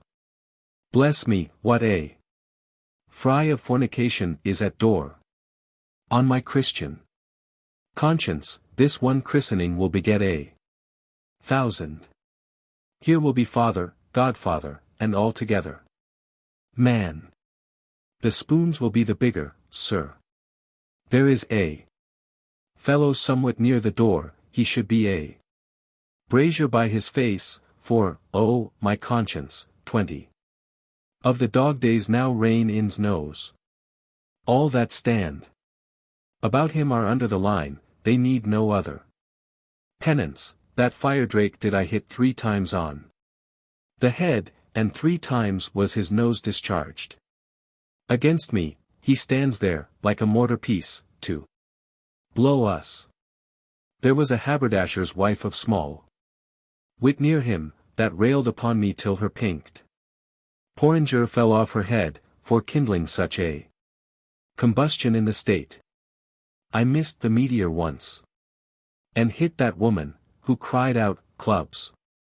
When I might see from far some 40 truncheoners draw to her succor, which were the hope the strand, where she was quartered.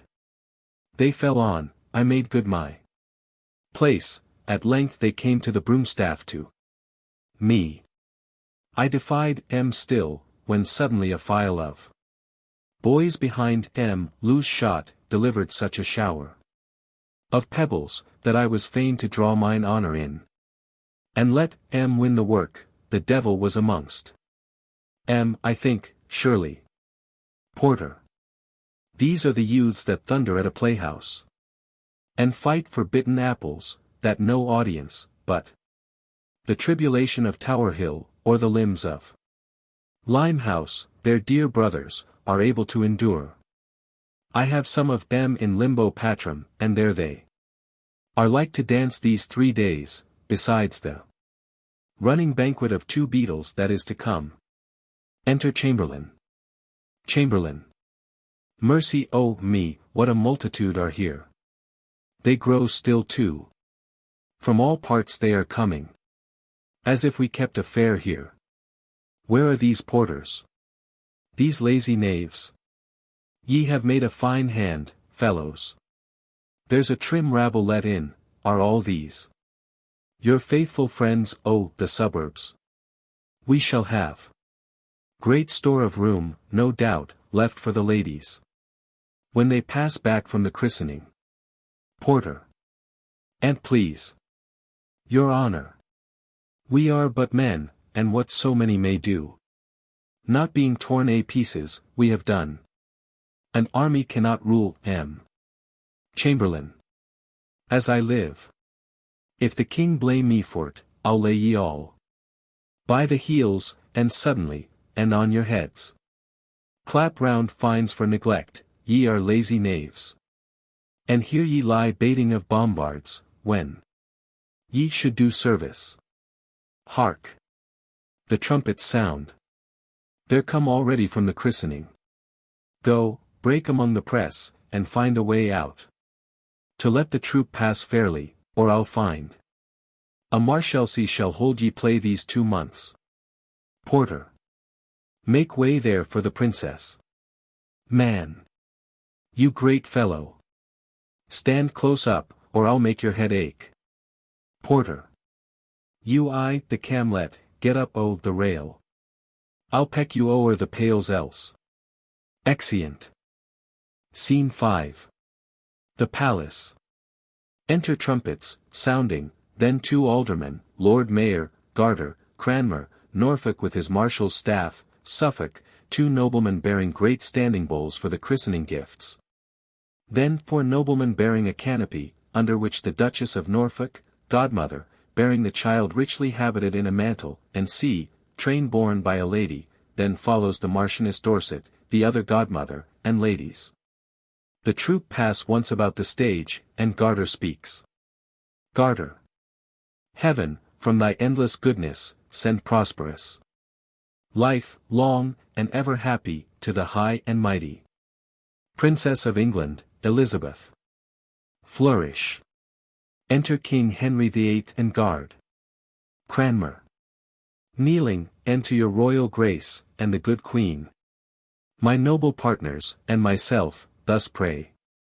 All comfort, joy, in this most gracious lady. Heaven ever laid up to make parents happy. May hourly fall upon ye. King Henry VIII. Thank you, good Lord Archbishop. What is her name? Cranmer. Elizabeth. King Henry VIII. Stand up, Lord. King Henry VIII kisses the child. With this kiss take my blessing, God protect thee. Into whose hand I give thy life. Cranmer. Amen. King Henry VIII. My noble gossips, ye have been too prodigal. I thank ye heartily, so shall this lady. When she has so much English. Cranmer. Let me speak, sir. For heaven now bids me. And the words I utter. Let none think flattery, for they'll find truth. This royal infant heaven still move about her. Though in her cradle, yet now promises. Upon this land 1,000,000 blessings. Which time shall bring to ripeness, she shall be. But few now living can behold that goodness. A pattern to all princes living with her. And all that shall succeed, Saba was never more covetous of wisdom and fair virtue. Than this pure soul shall be, all princely graces. That mold up such a mighty piece as this is. With all the virtues that attend the good. Shall still be doubled on her, truth shall nurse her. Holy and heavenly thoughts still counsel her. She shall be loved and feared, her own shall bless her. Her foes shake like a field of beaten corn. And hang their heads with sorrow, good grows with her. In her days every man shall eat in safety. Under his own vine, what he plants. And sing the merry songs of peace to all his neighbors. God shall be truly known, and those about her. From her shall read the perfect ways of honor. And by those claim their greatness, not by blood. Nor shall this peace sleep with her, but as when the bird of wonder dies, the maiden phoenix. Her ashes new create another heir, as great in admiration as herself. So shall she leave her blessedness to one, when heaven shall call her from this cloud of darkness, who from the sacred ashes of her honor shall star-like rise, as great in fame as she was. And so stand fixed, peace, plenty, love, truth, terror, that were the servants to this chosen infant, shall then be his, and like a vine grow to him, wherever the bright sun of heaven shall shine. His honor and the greatness of his name shall be, and make new nations, he shall flourish, and, like a mountain cedar, reach his branches to all the plains about him. Our children's children shall see this, and bless heaven. King Henry VIII. Thou speakest wonders. Cranmer. She shall be, to the happiness of England, an aged princess, many days shall see her, and yet no day without a deed to crown it. Would I had known no more. But she must die. She must, the saints must have her, yet a virgin. A most unspotted lily shall she pass to the ground, and all the world shall mourn her. King Henry VIII. O Lord Archbishop! Thou hast made me now a man. Never, before this happy child, did I get anything. This oracle of comfort has so pleased me, that when I am in heaven I shall desire to see what this child does, and praise my Maker. I thank ye all. To you, my good Lord Mayor, and your good brethren, I am much beholding. I have received much honor by your presence, and ye shall find me thankful. Lead the way, lords. Ye must all see the Queen, and she must thank ye. She will be sick else. This day, no man think has business at his house, for all shall stay. This little one shall make it holiday. Exeunt. Epilogue. 'Tis 10 to 1 this play can never please all that are here. Some come to take their ease, and sleep an act or two, but those, we fear. We have fright with our trumpets. So, 'tis clear. They'll say, 'tis not, others, to hear the city abused extremely, and to cry, that's witty. Which we have not done neither, that, I fear. All the expected good we're like to hear.